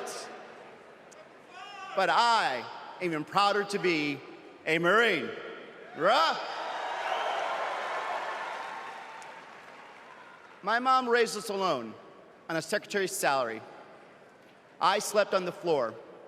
I worked every job I could: meat packing, construction, making pizzas. I made it to Harvard with no money or connections. Other kids were happy because they were at Harvard. I was happy because I finally had a mattress. Then I enlisted, fought alongside my brothers with Lima 325 in Iraq. They called us Lucky Lima, but our luck ran out. We saw some of the heaviest combat of the war. And when we got home, the government failed to help us readjust. We have a duty to care for our patriots who serve our nation.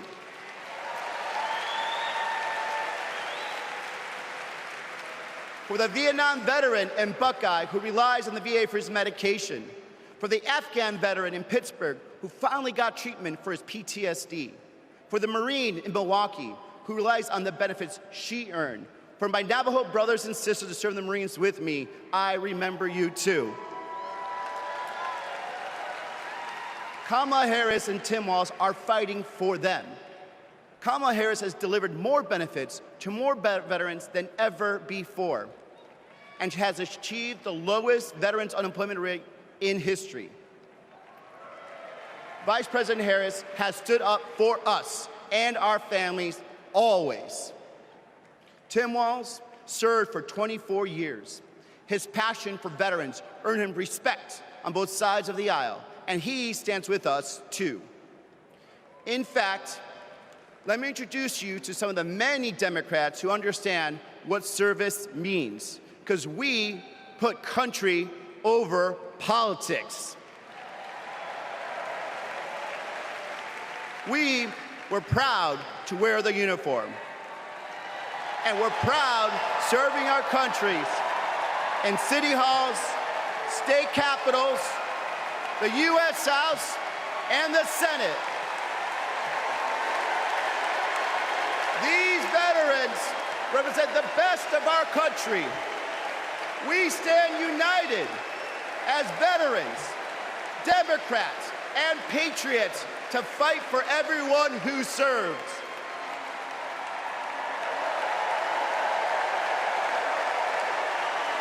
But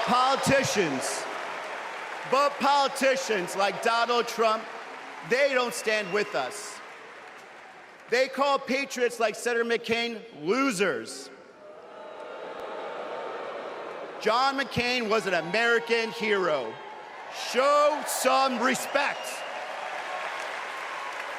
Trump's Project 2025 will slash veteran benefits and force VA hospitals to close across the nation. Show some respect. So, for the 18-year-old who decides to enlist, for the families like mine who prayed every night that their loved one would come home, for our troops stationed thousands of miles away, for my Marines of Lima Company, let's elect Kamala Harris and Tim Walz, who don't just respect our service, but revere it. Because the veterans who defended this country aren't just the reason we can sleep at night. They're the reason we can dream. And together, we'll fight for our veterans and everyone who served our country. Thank you.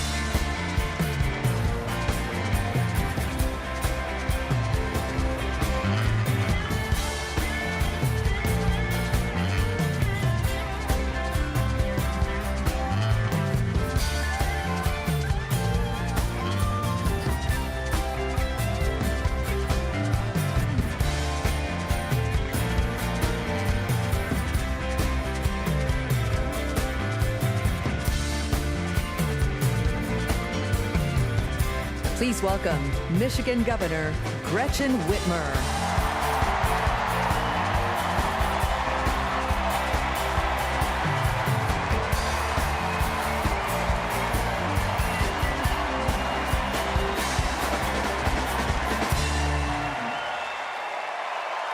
I'm Governor Gretchen Whitmer.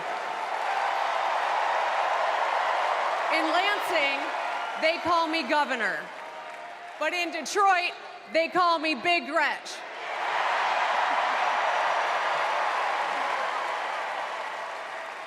Donald Trump called me that woman from Michigan as an insult.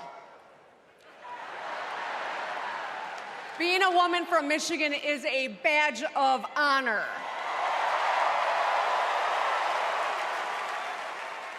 Like women across America, we just GSD. Get stuff done. At 29, I joined the sandwich generation. Sandwiched between working and raising my newborn and caring for my mom, who was dying from brain cancer. It was hard, but not extraordinary. It's life. Those nights reminded me who I was fighting for. People just trying to make it. Kamala Harris knows who she's fighting for, too. She took care of her mom, who also battled cancer. As president, she'll fight to lower the cost of health care and elder care for every family. She's lived a life like ours. She knows us. Donald Trump doesn't know you at all. You think he understands that when your car breaks down, you can't get to work? No. His first word was probably chauffeur. You think he's ever had to take items out of the cart before checking out? Hell, you think he's ever been to a grocery store? That's what the chauffeur is for. But Kamala Harris, she gets us. She sees us. She is us.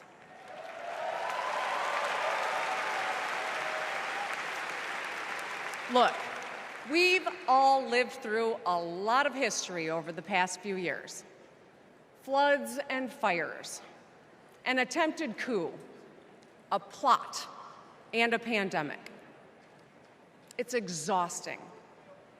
We don't know what the next 4 years will bring, but what we do know is this. Through it all, your life won't stop. You're gonna have to get to work, pick up the kids, and pay your bills. And then one day, when you're just trying to get everyone out the door, a news alert goes off. Something happened. Something hit the fan. You'll ask, is my family gonna be okay? And then you'll ask, who the hell is in charge? What if it's him? What if it's that man from Mar-a-Lago?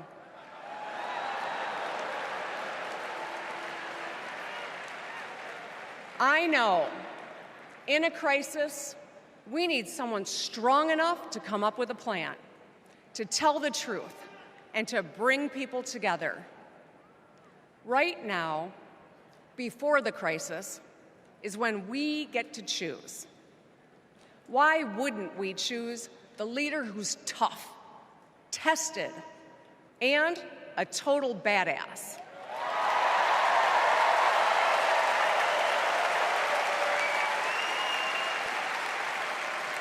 I know who I want as our commander-in-chief. America, let's choose Kamala Harris.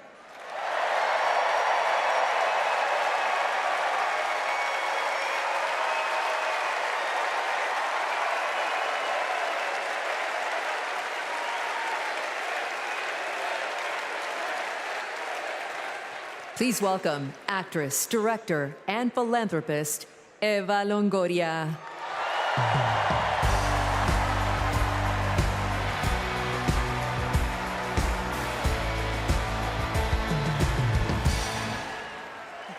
Hello, Chicago! Yes! I am so excited to be here tonight. What an honor to be part of this historic moment, and y'all are part of it. Look, I have known Kamala Harris for more than a decade, and she comes from a family a lot like mine, and I'm sure a lot like yours. We were both raised knowing that no one was going to hand us anything, especially as women. That we were going to have to touch every rung of the ladder to get ahead. We were going to have to work really hard. Now, she worked at McDonald's, but I worked at Wendy's. And look at us now.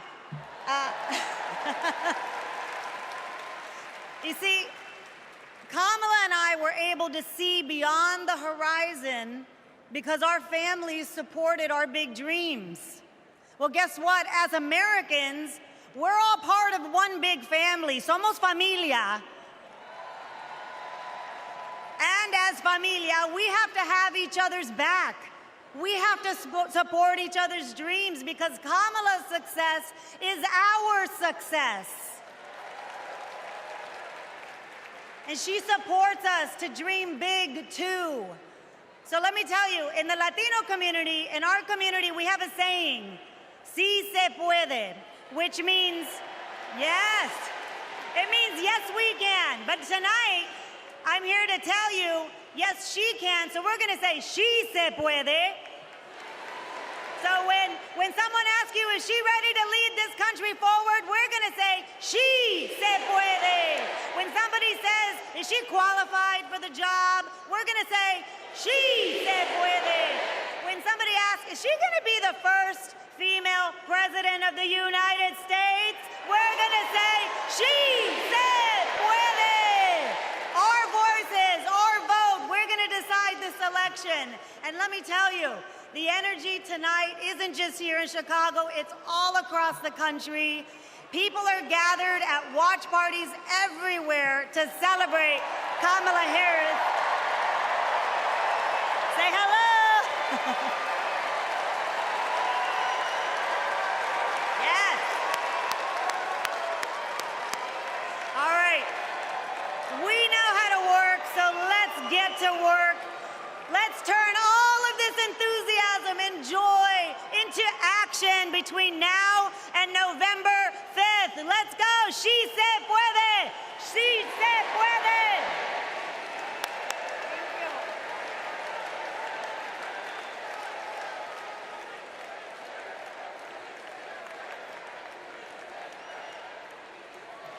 Please welcome former Illinois Republican Representative Adam Kinzinger.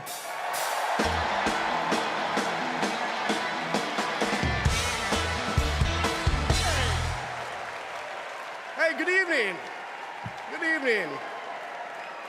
Thank you, thank you, thank you. I'm Adam Kinzinger, and I am proud to be in the trenches with you as part of this sometimes awkward alliance that we have to defend truth, defend democracy, and decency. I was just a kid when I was drawn to the party of Ronald Reagan, to his vision of a strong America, the shining city on a hill. I was a Republican for 12 years in Congress, and I still hold on to the label. I never thought I'd be here, but listen, you never thought you'd see me here, did you? But I've learned something about the Democratic Party, and I want to let my fellow Republicans in on the secret. The Democrats are as patriotic as us.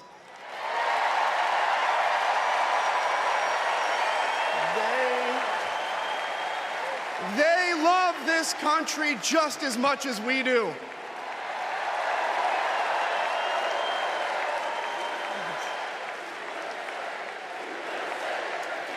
And they And they are as eager to defend American values at home and abroad as we conservatives have ever been. I was relieved to discover that because I've learned something about my party too, something I couldn't ignore. The Republican Party is no longer conservative. It has switched its allegiance from the principles that gave it purpose to a man whose only purpose is himself. Donald Trump is a weak man pretending to be strong. He is a small man pretending to be big. He's a faithless man pretending to be righteous. He's a perpetrator who can't stop playing the victim. He puts on, listen, he puts on quite a show, but there is no real strength there. As a conservative and a veteran, I believe true strength lies in defending the vulnerable. It's in protecting your family.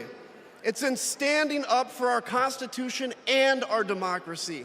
That is the soul of being a conservative. It used to be the soul of being a Republican, but Donald Trump has suffocated the soul of the Republican Party. His fundamental weakness has coursed through my party like an illness, sapping our strength, softening our spine, whipping us into a fever that has untethered us from our values. Our democracy was frayed by the events of January 6th, as Donald Trump's deceit and dishonor led to a siege on the United States Capitol. That day, I stood witness to a profound sorrow, the desecration of our sacred tradition of peaceful transition of power, tarnished by a man too fragile, too vain, and too weak to accept defeat.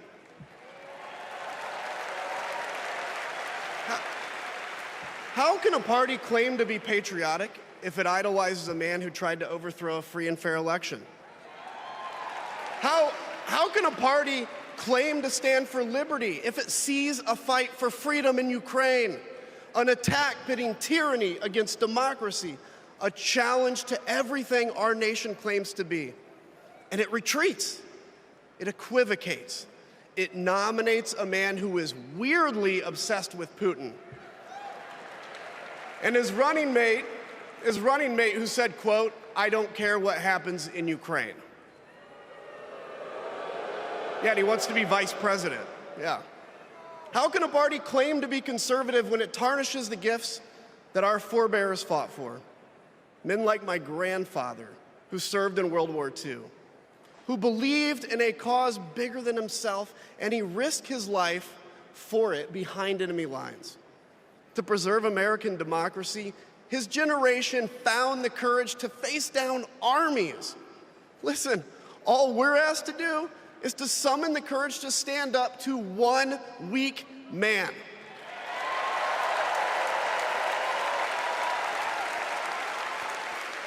Some have questioned why I've taken the stand I have. The answer is really simple, ladies and gentlemen. We must put country first. And tonight, as a Republican speaking before you, I'm putting our country first.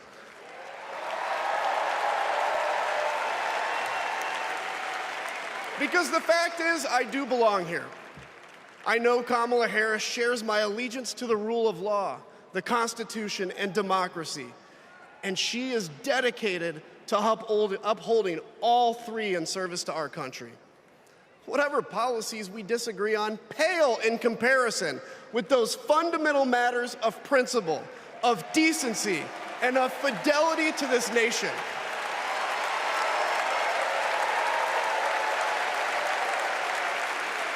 Listen, to my fellow Republicans, if you still pledge allegiance to those principles, I suspect you belong here too. Because Because democracy knows no party. It's a living, breathing ideal that defines us as a nation. It's the bedrock that separates us from tyranny, and when that foundation is fractured, we must all stand together, united, to strengthen it.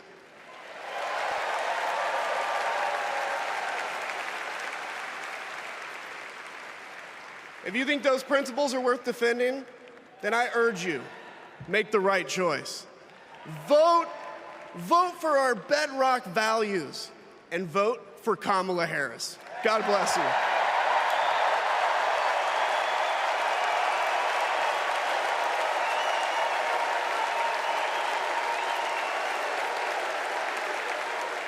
Please welcome lawyer, policy advocate, and sister of the Vice President, Maya Harris.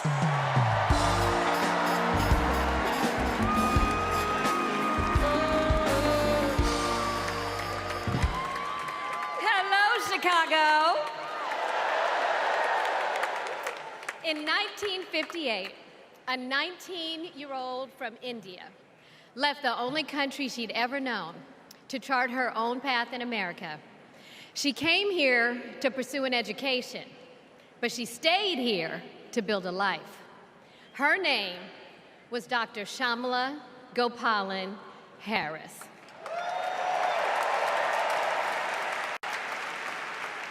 But we called her Mommy. Mommy was so many things to so many people. A civil rights activist, a scientist, a devoted mother to her 2 little girls. But most of all, Mommy was a trailblazer who defied the odds and defined herself. And when it came to Kamala and me, Mommy had great expectations for us, but she had even greater expectations of us. She raised us to believe that we could be and do anything. And we believed her. You see, Mommy understood the power and the possibility that come with knowing and showing who you truly are. She knew we could be the authors of our own stories, just as she'd been the author of her own. Mommy's journey and the opportunity that she wanted for Kamala and me, that's a distinctly American story. We may all have different histories, different struggles, or different perspectives, but what binds us together is the fervent desire to be free, to fulfill our God-given potential. Kamala's entire life has been about fighting for each of us to have that freedom. And like so many Americans, Kamala knows what it's like to be underestimated and be counted out. She knows what it's like to be the underdog and yet still beat the odds. And now, she has created so much electricity, so much optimism, so much joy throughout the nation, and it is why we need her leadership in this historic moment.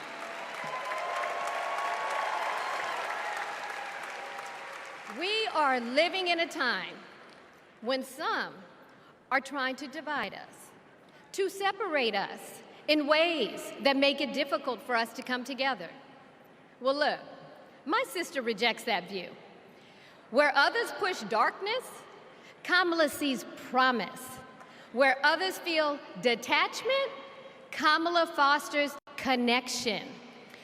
Where others want to drag us back to the past, my sister says, hold up now, we are not going back.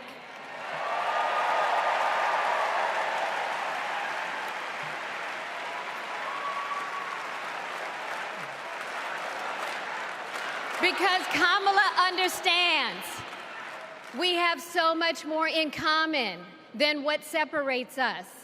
She knows the measure of our success isn't just winning an election.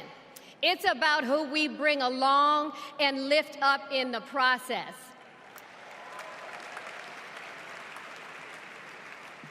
And so as I look out at all of you today and take in this incredible moment, I so wish that Mommy could be here tonight. I can just see her smiling, saying how proud she is of Kamala.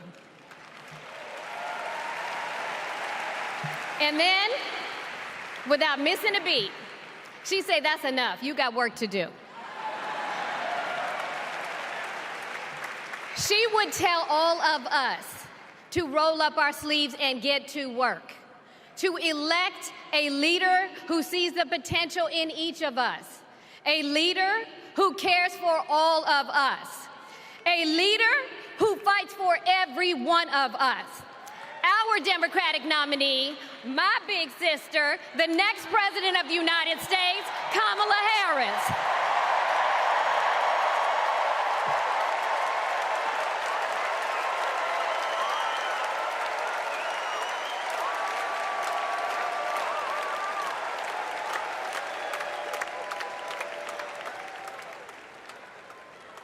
Please welcome North Carolina Governor Roy Cooper.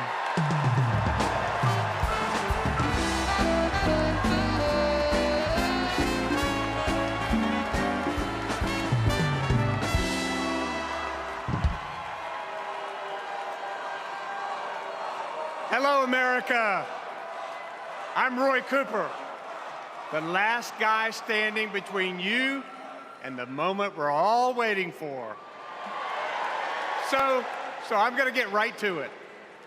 All week, you've heard stories about my friend Kamala. I want to take you behind the scenes of one of them. 2011 was a rough time for American homeowners. Hundreds of thousands were losing their homes to illegal foreclosure. I was Attorney General in North Carolina, while Kamala had just become California's. All the AGs were close to a settlement with the big banks, and it was a pretty good deal. Would have meant $4 billion for California families who'd been ripped off. I know that sounds like a lot, but Kamala said, hang on a minute. I've met these families. I know what they've been through, and they deserve more. She went toe-to-toe with some of the world's most powerful executives, and she refused to give in. Let me tell you, this was a huge risk, but she knew it was a risk worth taking. That's Kamala. And we all know what happened. The banks caved. That $4 billion for California families became $20 billion. That was the first time I witnessed Kamala in action. And what I saw was a leader who does exactly what she says she's going to do, who never will settle for less. America, we got a lot of big fights ahead of us, and we've got one hell of a fighter ready to take them on. I know that because I know her. And tonight, I want the American people to know, even if you don't agree with her on everything, Kamala Harris will fight for you to the very end. For families who need better health care or a safer place to live, Kamala will fight for you. For parents who want better schools for their kids, for workers worried about a secure retirement for themselves, Kamala will fight for you. For any one of our allies, anywhere in the world, wondering if America still has your back, remember this: Kamala will fight for you. And when she fights, we win. Kamala's ready. Kamala's ready. The question is, are we? Are we going to stand up and fight for Kamala like she'll stand up and fight for us? All right. If you're ready, my home state of North Carolina, stand up. Stand up, Pennsylvania. Stand up, Michigan. Stand up, Wisconsin. Stand up, Georgia. Stand up, Nevada. Stand up, Arizona. Stand up, America. Are we going to stand up? Are we going to fight? Are we going to vote? Are we going to win? You bet we are. Let's go get them.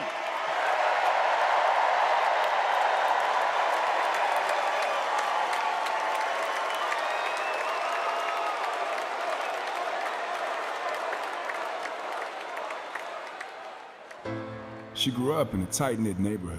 It was the kind of place where your neighbor would look after you when school let out, where your first grade teacher would show up at your law school graduation. It's where Kamala Harris learned what it means to be in the middle class, making every paycheck count. She was raised by a working mom who taught her about standing up for what's right and protecting the people you love.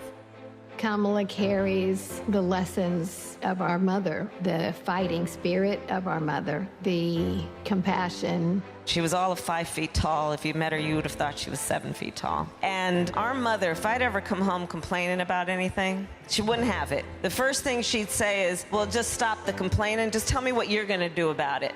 And since she was a young girl, Kamala Harris has been fighting for families like the ones she grew up with. That is Kamala. She can't help herself from standing up for people and standing up for what she thinks is right. She has been that way our whole lives. Being a protector is what led her to become a prosecutor. Looking back now, I could say it was her calling. As a courtroom prosecutor, she went after predators who targeted women and children, and fraudsters who ripped off working families. And she put dangerous gang members and human traffickers behind bars. We didn't have partnerships with DOJ or FBI or DEA or any of those law enforcement agencies. Now, we all work collaboratively. She was the person who built the foundation in how we do criminal justice in America. As Attorney General of California, she held the big Wall Street banks accountable for fraud, winning $20 billion for California families. She took on one of the largest for-profit colleges that was scamming students. And in the Senate, she fought for her constituents with the determination of a prosecutor, standing up for reproductive freedom. Can you think of any laws that give the government the power to make decisions about the male body? I'm not thinking of any right now, Senator. She fought to keep our children safe from the terror of gun violence. How many of you guys had to have a drill where you learned about how you need to hide in a closet or crouch in a corner in the event that there is a mass shooter? Look at that. Look at that. On the Intelligence Committee, she defended our nation against foreign adversaries. And in 2020, she made history as the first woman to be elected Vice President of the United States. She cast the tie-breaking vote to deliver urgent relief to the American people during the pandemic. She beat Big Pharma to lower prescription drug costs and cap the cost of insulin, and led the fight to restore reproductive rights after Roe v. Wade was overturned. We have worked too hard and fought too long to see our daughters grow up in a world with fewer rights than our mothers. Because she's never been afraid to stand up to powerful interests. Sometimes people will open the door for you and leave it open, sometimes they won't. And then you need to kick that door down.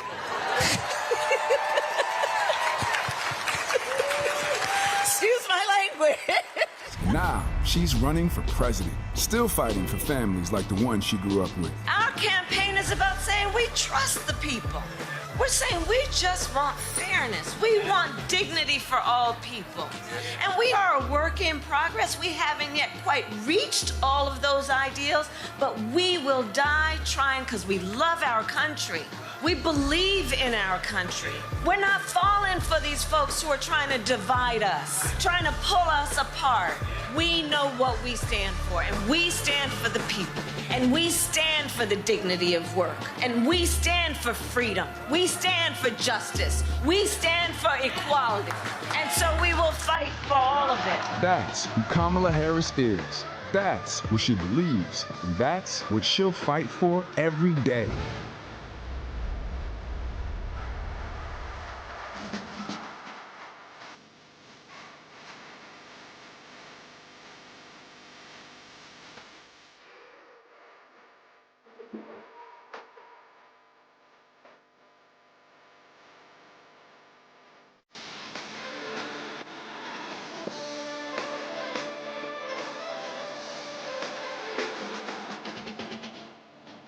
Please welcome the Democratic nominee for president, Vice President of the United States of America, Kamala Harris.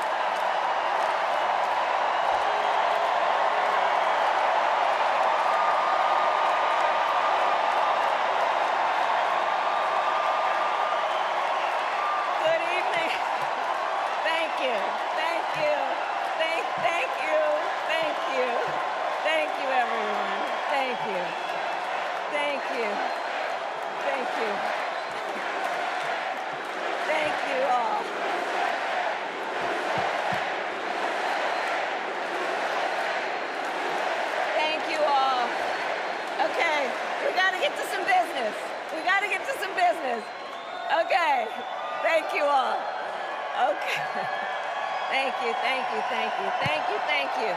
Thank you, thank you. Please, thank you, please. Thank you so very much.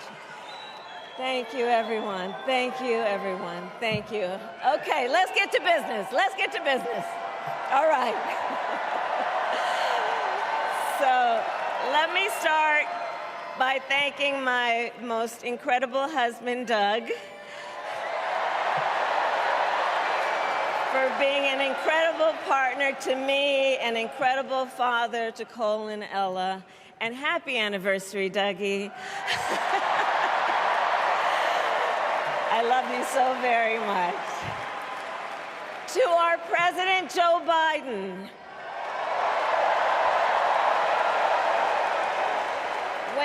think about the path that we have traveled together, Joe, I am filled with gratitude. Your record is extraordinary, as history will show, and your character is inspiring. And Doug and I love you and Jill and are forever thankful to you both.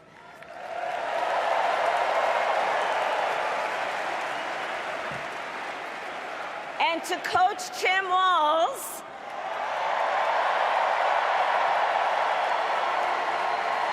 you are going to be an incredible vice president.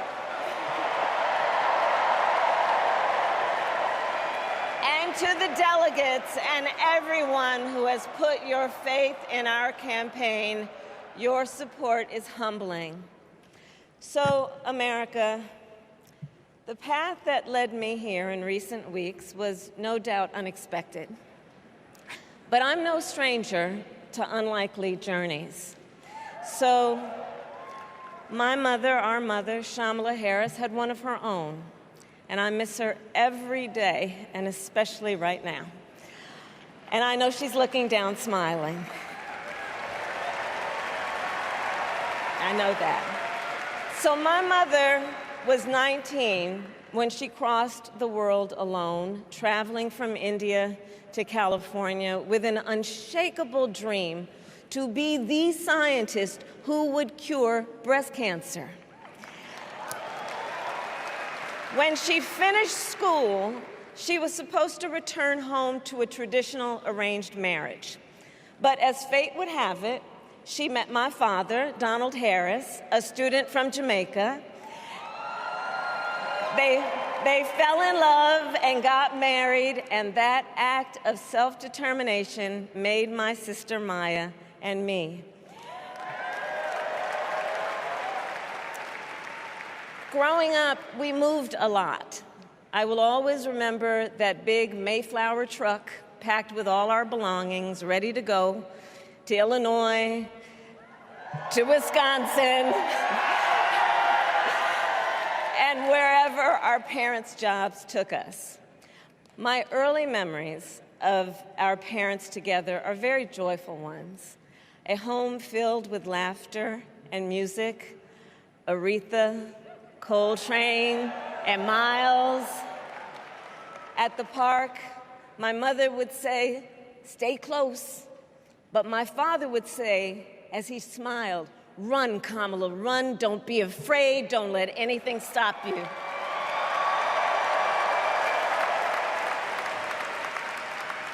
From my earliest years, he taught me to be fearless. But the harmony between my parents did not last. When I was in elementary school, they split up. And it was mostly my mother who raised us. Before she could finally afford to buy a home, she rented a small apartment in the East Bay. In the Bay,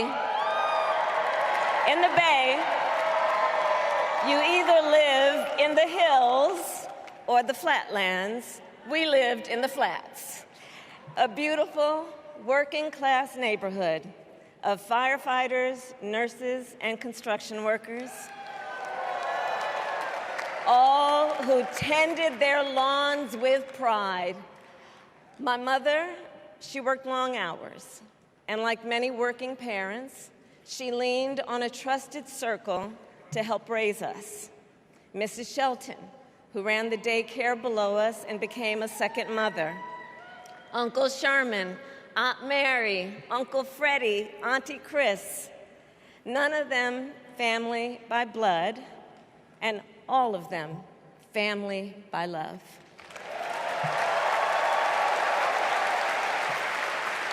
Family who taught us how to make gumbo, how to play chess, and sometimes even let us win.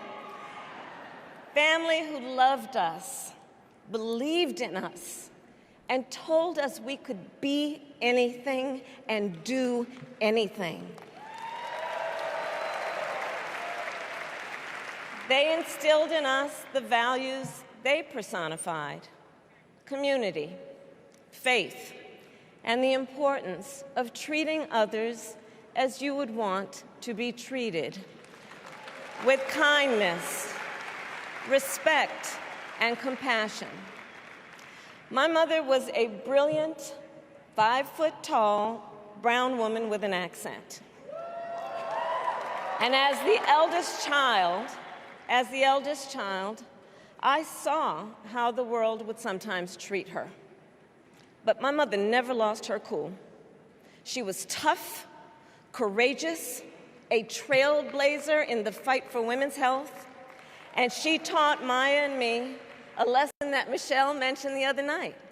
She taught us to never complain about injustice, but do something about it. Do something about it. That was my mother. And she taught us, and she also taught us, and never do anything half-assed. And that is a direct quote. A direct quote. I grew up immersed in the ideals of the civil rights movement. My parents had met at a civil rights gathering, and they made sure that we learned about civil rights leaders, including the lawyers like Thurgood Marshall and Constance Baker Motley, those who battled in the courtroom to make real the promise of America. So at a young age, I decided I wanted to do that work. I wanted to be a lawyer. And when it came time to choose the type of law I would pursue, I reflected on a pivotal moment in my life. You see, when I was in high school, I started to notice something about my best friend, Wanda. She was sad at school, and there were times she didn't want to go home. So one day I asked if everything was all right, and she confided in me that she was being sexually abused by her stepfather. And I immediately told her she had to come stay with us, and she did. This is one of the reasons I became a prosecutor, to protect people like Wanda, because I believe everyone has a right to safety, to dignity, and to justice.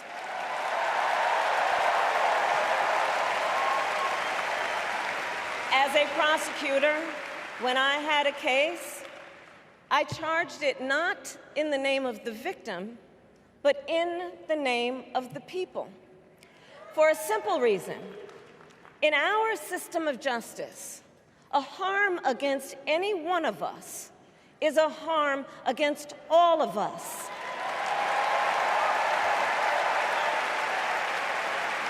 And I would often explain this to console survivors of crime, to remind them no one should be made to fight alone.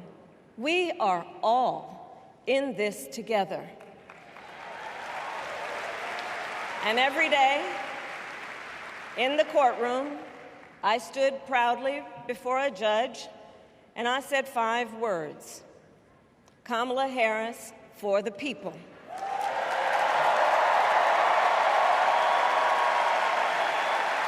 And to be clear, my entire career, I've only had one client, the people.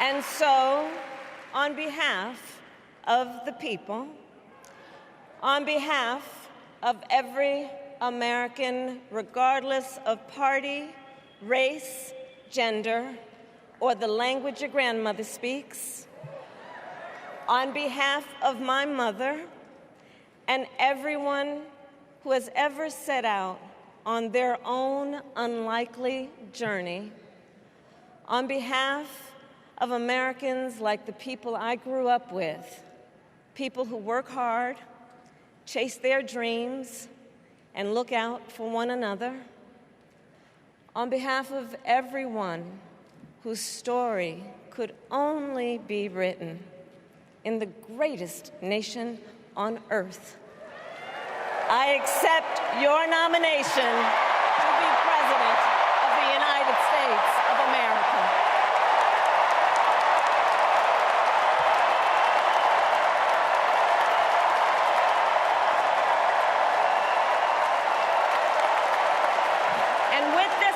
election,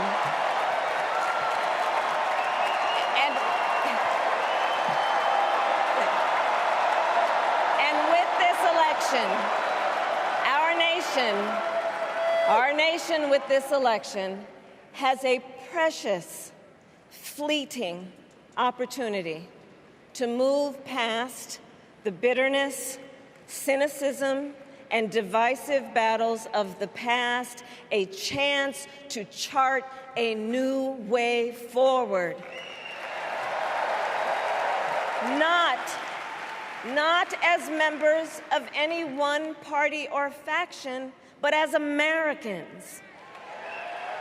And let me say, I know there are people of various political views watching tonight, and I want you to know, I promise to be a president for all Americans.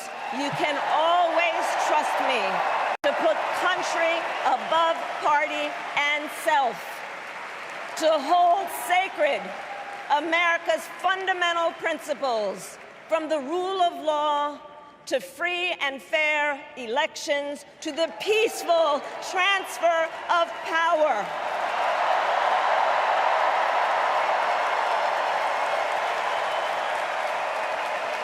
I will be a president who unites us around our highest aspirations, a president who leads and listens, who is realistic, practical, and has common sense, and always fights for the American people.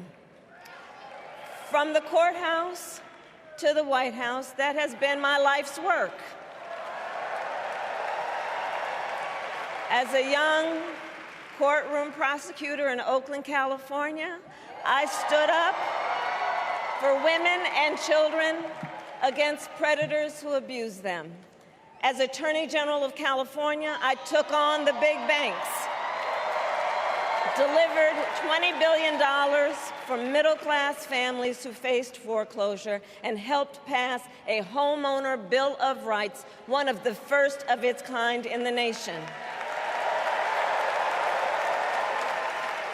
I stood up for veterans and students being scammed by big for-profit colleges, for workers who are being cheated out of their wages, the wages they were due, for seniors facing elder abuse. I fought against the cartels who traffic in guns and drugs and human beings, who threaten the security of our border and the safety of our communities. And I will tell you, these fights were not easy. And neither were the elections that put me in those offices. We were underestimated at practically every turn.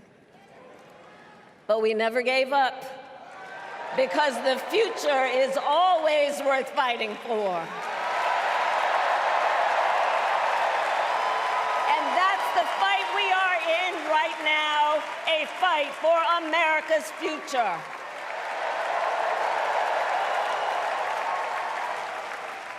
Fellow Americans, this election is not only the most important of our lives, it is one of the most important in the life of our nation. In many ways, Donald Trump is an unserious man. But the consequences of putting Donald Trump back in the White House are extremely serious. Consider not only the chaos and calamity when he was in office, but also the gravity of what has happened since he lost the last election. Donald Trump tried to throw away your votes. When he failed, he sent an armed mob to the United States Capitol, where they assaulted law enforcement officers. When politicians in his own party begged him to call off the mob and send help, he did the opposite. He fanned the flames. And now, for an entirely different set of crimes, he was found guilty of fraud by a jury of everyday Americans and separately found liable for committing sexual abuse. And consider what he intends to do if we give him power again. Consider his explicit intent to set free violent extremists who assaulted those law enforcement officers at the Capitol. His explicit intent to jail journalists, political opponents, and anyone he sees as the enemy. His explicit intent to deploy our active duty military against our own citizens. Consider the power he will have, especially after the United States Supreme Court just ruled that he would be immune from criminal prosecution. Just imagine Donald Trump with no guardrails, and how he would use the immense powers of the presidency of the United States, not to improve your life, not to strengthen our national security, but to serve the only client he has ever had, himself.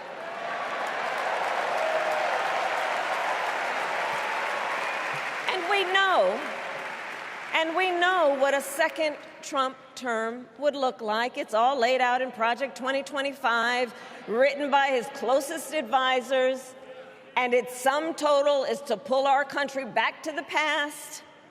But America, we are not going back. We are not going back. We are not going back.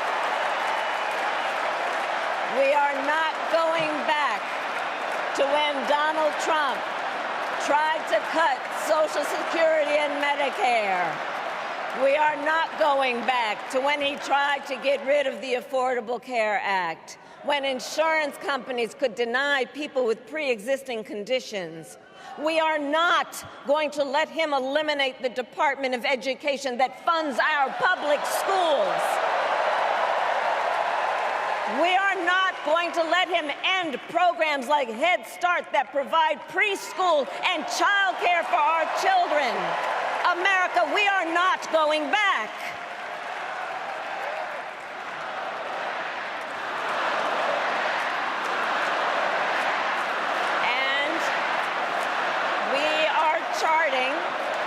And we are charting a new way forward. Forward to a future with a strong and growing middle class, because we know a strong middle class has always been critical to America's success. And building that middle class will be a defining goal of my presidency.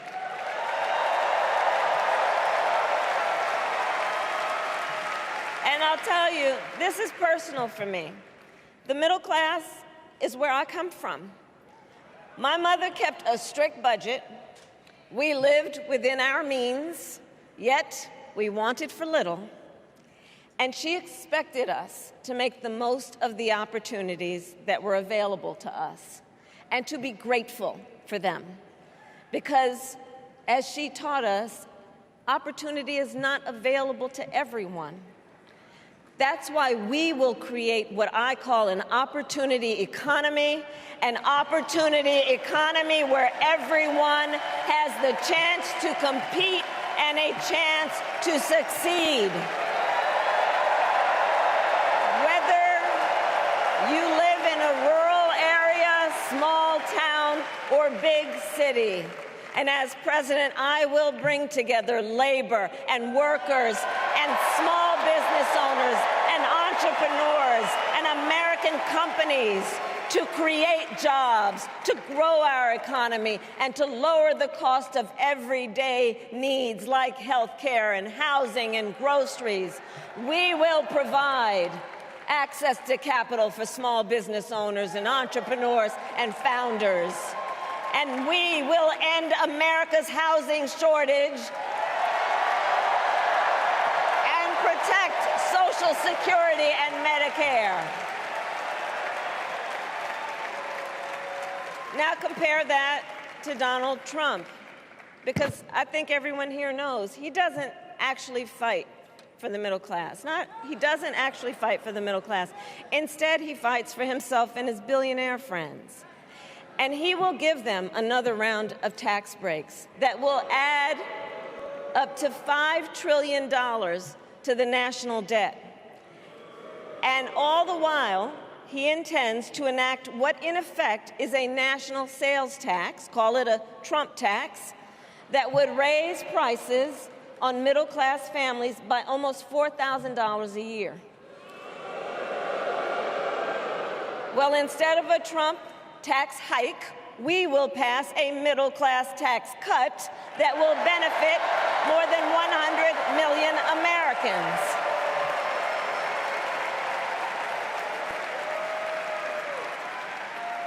Friends, I believe America cannot truly be prosperous unless Americans are fully able to make their own decisions about their own lives, especially on matters of heart and home. But tonight, in America, too many women are not able to make those decisions. And let's be clear about how we got here. Donald Trump handpicked members of the United States Supreme Court to take away reproductive freedom. And now he brags about it. In his words, quote, "I did it and I'm proud to have done it," end quote. Well, I'll tell you, over the past 2 years, I've traveled across our country, and women have told me their stories. Husbands and fathers have shared theirs. Stories of women miscarrying in a parking lot, developing sepsis, losing the ability to ever again have children, all because doctors are afraid they may go to jail for caring for their patients. Couples just trying to grow their family, cut off in the middle of IVF treatments. Children who have survived sexual assault, potentially being forced to carry a pregnancy to term. This is what's happening in our country because of Donald Trump. And understand, he is not done. As a part of his agenda, he and his allies would limit access to birth control, ban medication abortion, and enact a nationwide abortion ban with or without Congress. And get this, he plans to create a national anti-abortion coordinator and force states to report on women's miscarriages and abortions. Simply put, they are out of their minds.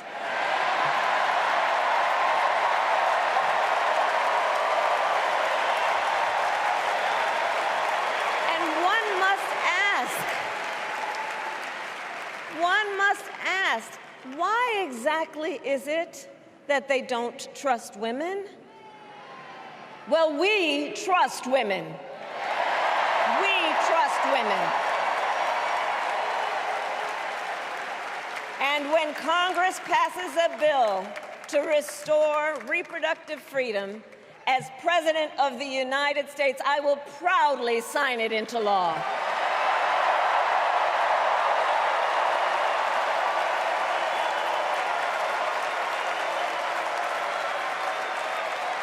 In this election, many other fundamental freedoms are at stake. The freedom to live safe from gun violence in our schools, communities, and places of worship. The freedom to love who you love openly and with pride. The freedom to breathe clean air and drink clean water and live free from the pollution that fuels the climate crisis. And the freedom that unlocks all the others, the freedom to vote. With this election, we finally have the opportunity to pass the John Lewis Voting Rights Act and the Freedom to Vote Act.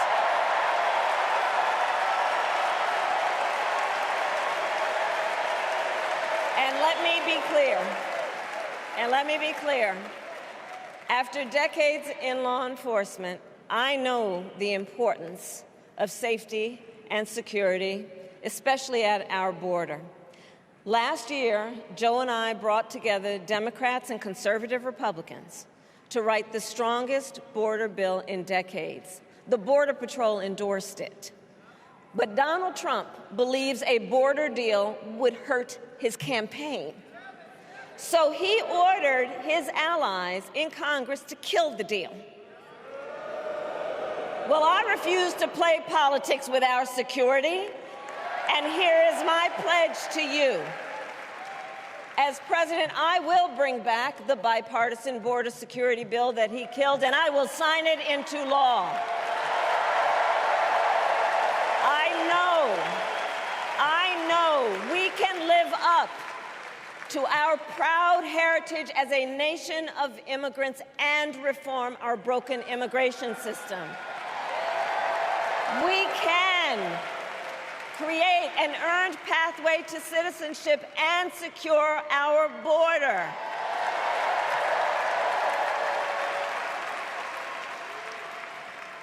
And America, we must also be steadfast in advancing our security and values abroad.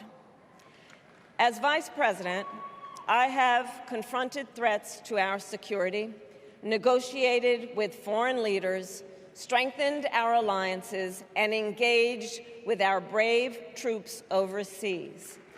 As Commander-in-Chief, I will ensure America always has the strongest, most lethal fighting force in the world.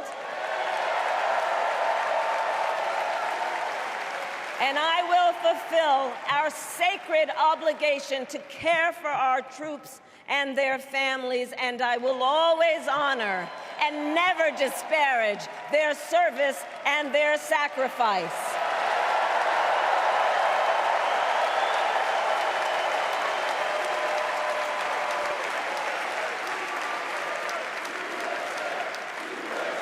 I will make sure that we lead the world into the future on space and artificial intelligence, that America, not China, wins the competition for the 21st century, and that we strengthen, not abdicate, our global leadership. Trump, on the other hand, threatened to abandon NATO. He encouraged Putin to invade our allies, said Russia could, quote, do whatever the hell they want. 5 days before Russia attacked Ukraine, I met with President Zelensky to warn him about Russia's plan to invade. I helped mobilize a global response, over 50 countries, to defend against Putin's aggression. As president, I will stand strong with Ukraine and our NATO allies.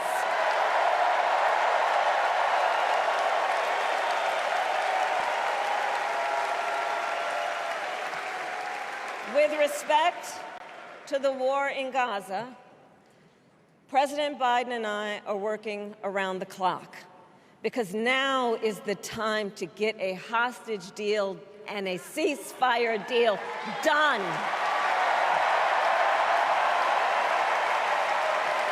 And let me be clear, I will always stand up for Israel's right to defend itself, and I will always ensure Israel has the ability to defend itself, because the people of Israel must never again face the horror that a terrorist organization called Hamas caused on October 7, including unspeakable sexual violence and the massacre of young people at a music festival. At the same time, what has happened in Gaza over the past 10 months is devastating. So many innocent lives lost. Desperate, hungry people fleeing for safety over and over again. The scale of suffering is heartbreaking. President Biden and I are working to end this war such that Israel is secure, the hostages are released, the suffering in Gaza ends, and the Palestinian people can realize their right to dignity, security, freedom, and self-determination.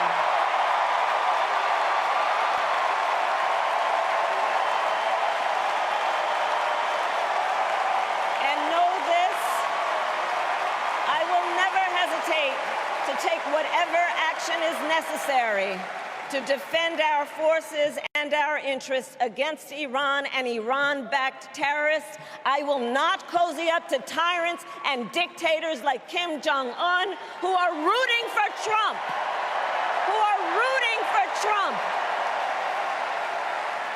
Because, you know, they know he is easy to manipulate with flattery and favors.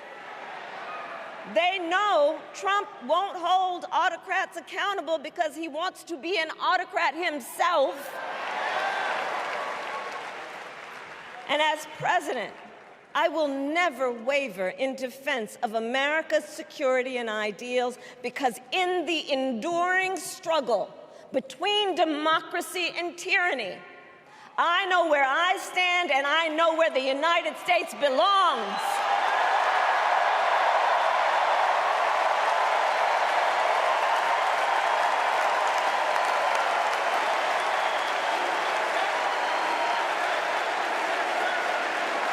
So fellow Americans,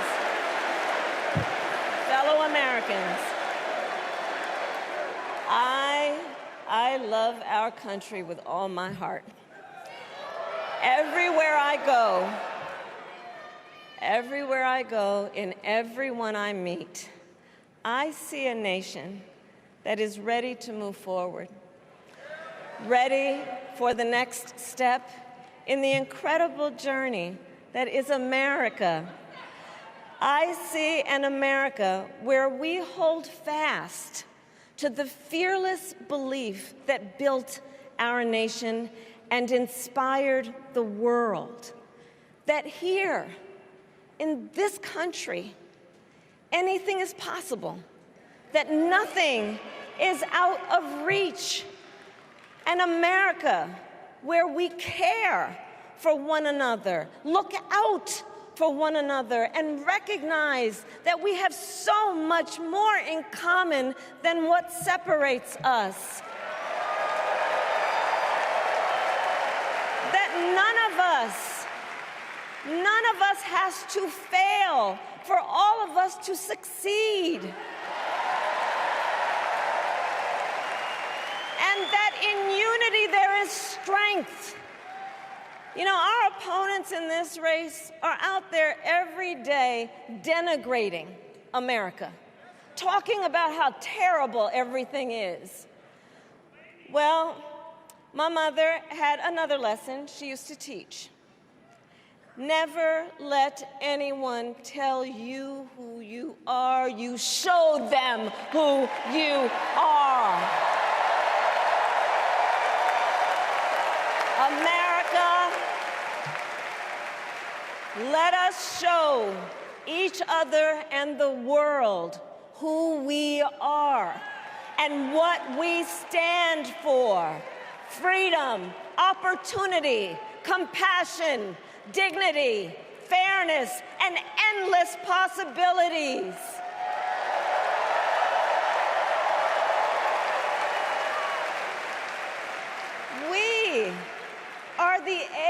heirs to the greatest democracy in the history of the world. And on behalf of our children and our grandchildren and all those who sacrificed so dearly for our freedom and liberty, we must be worthy of this moment.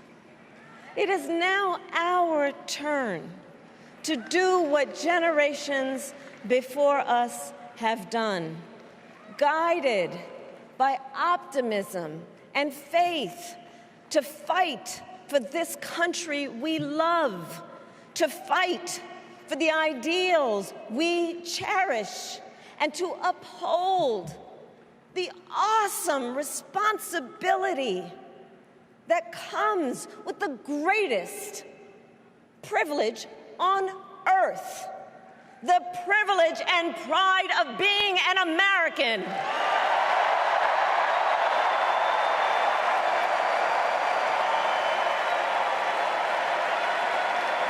So let's get out there, let's fight for it, let's get out there, let's vote for it, and together, let us write the next great chapter in the most extraordinary story ever told. Thank you.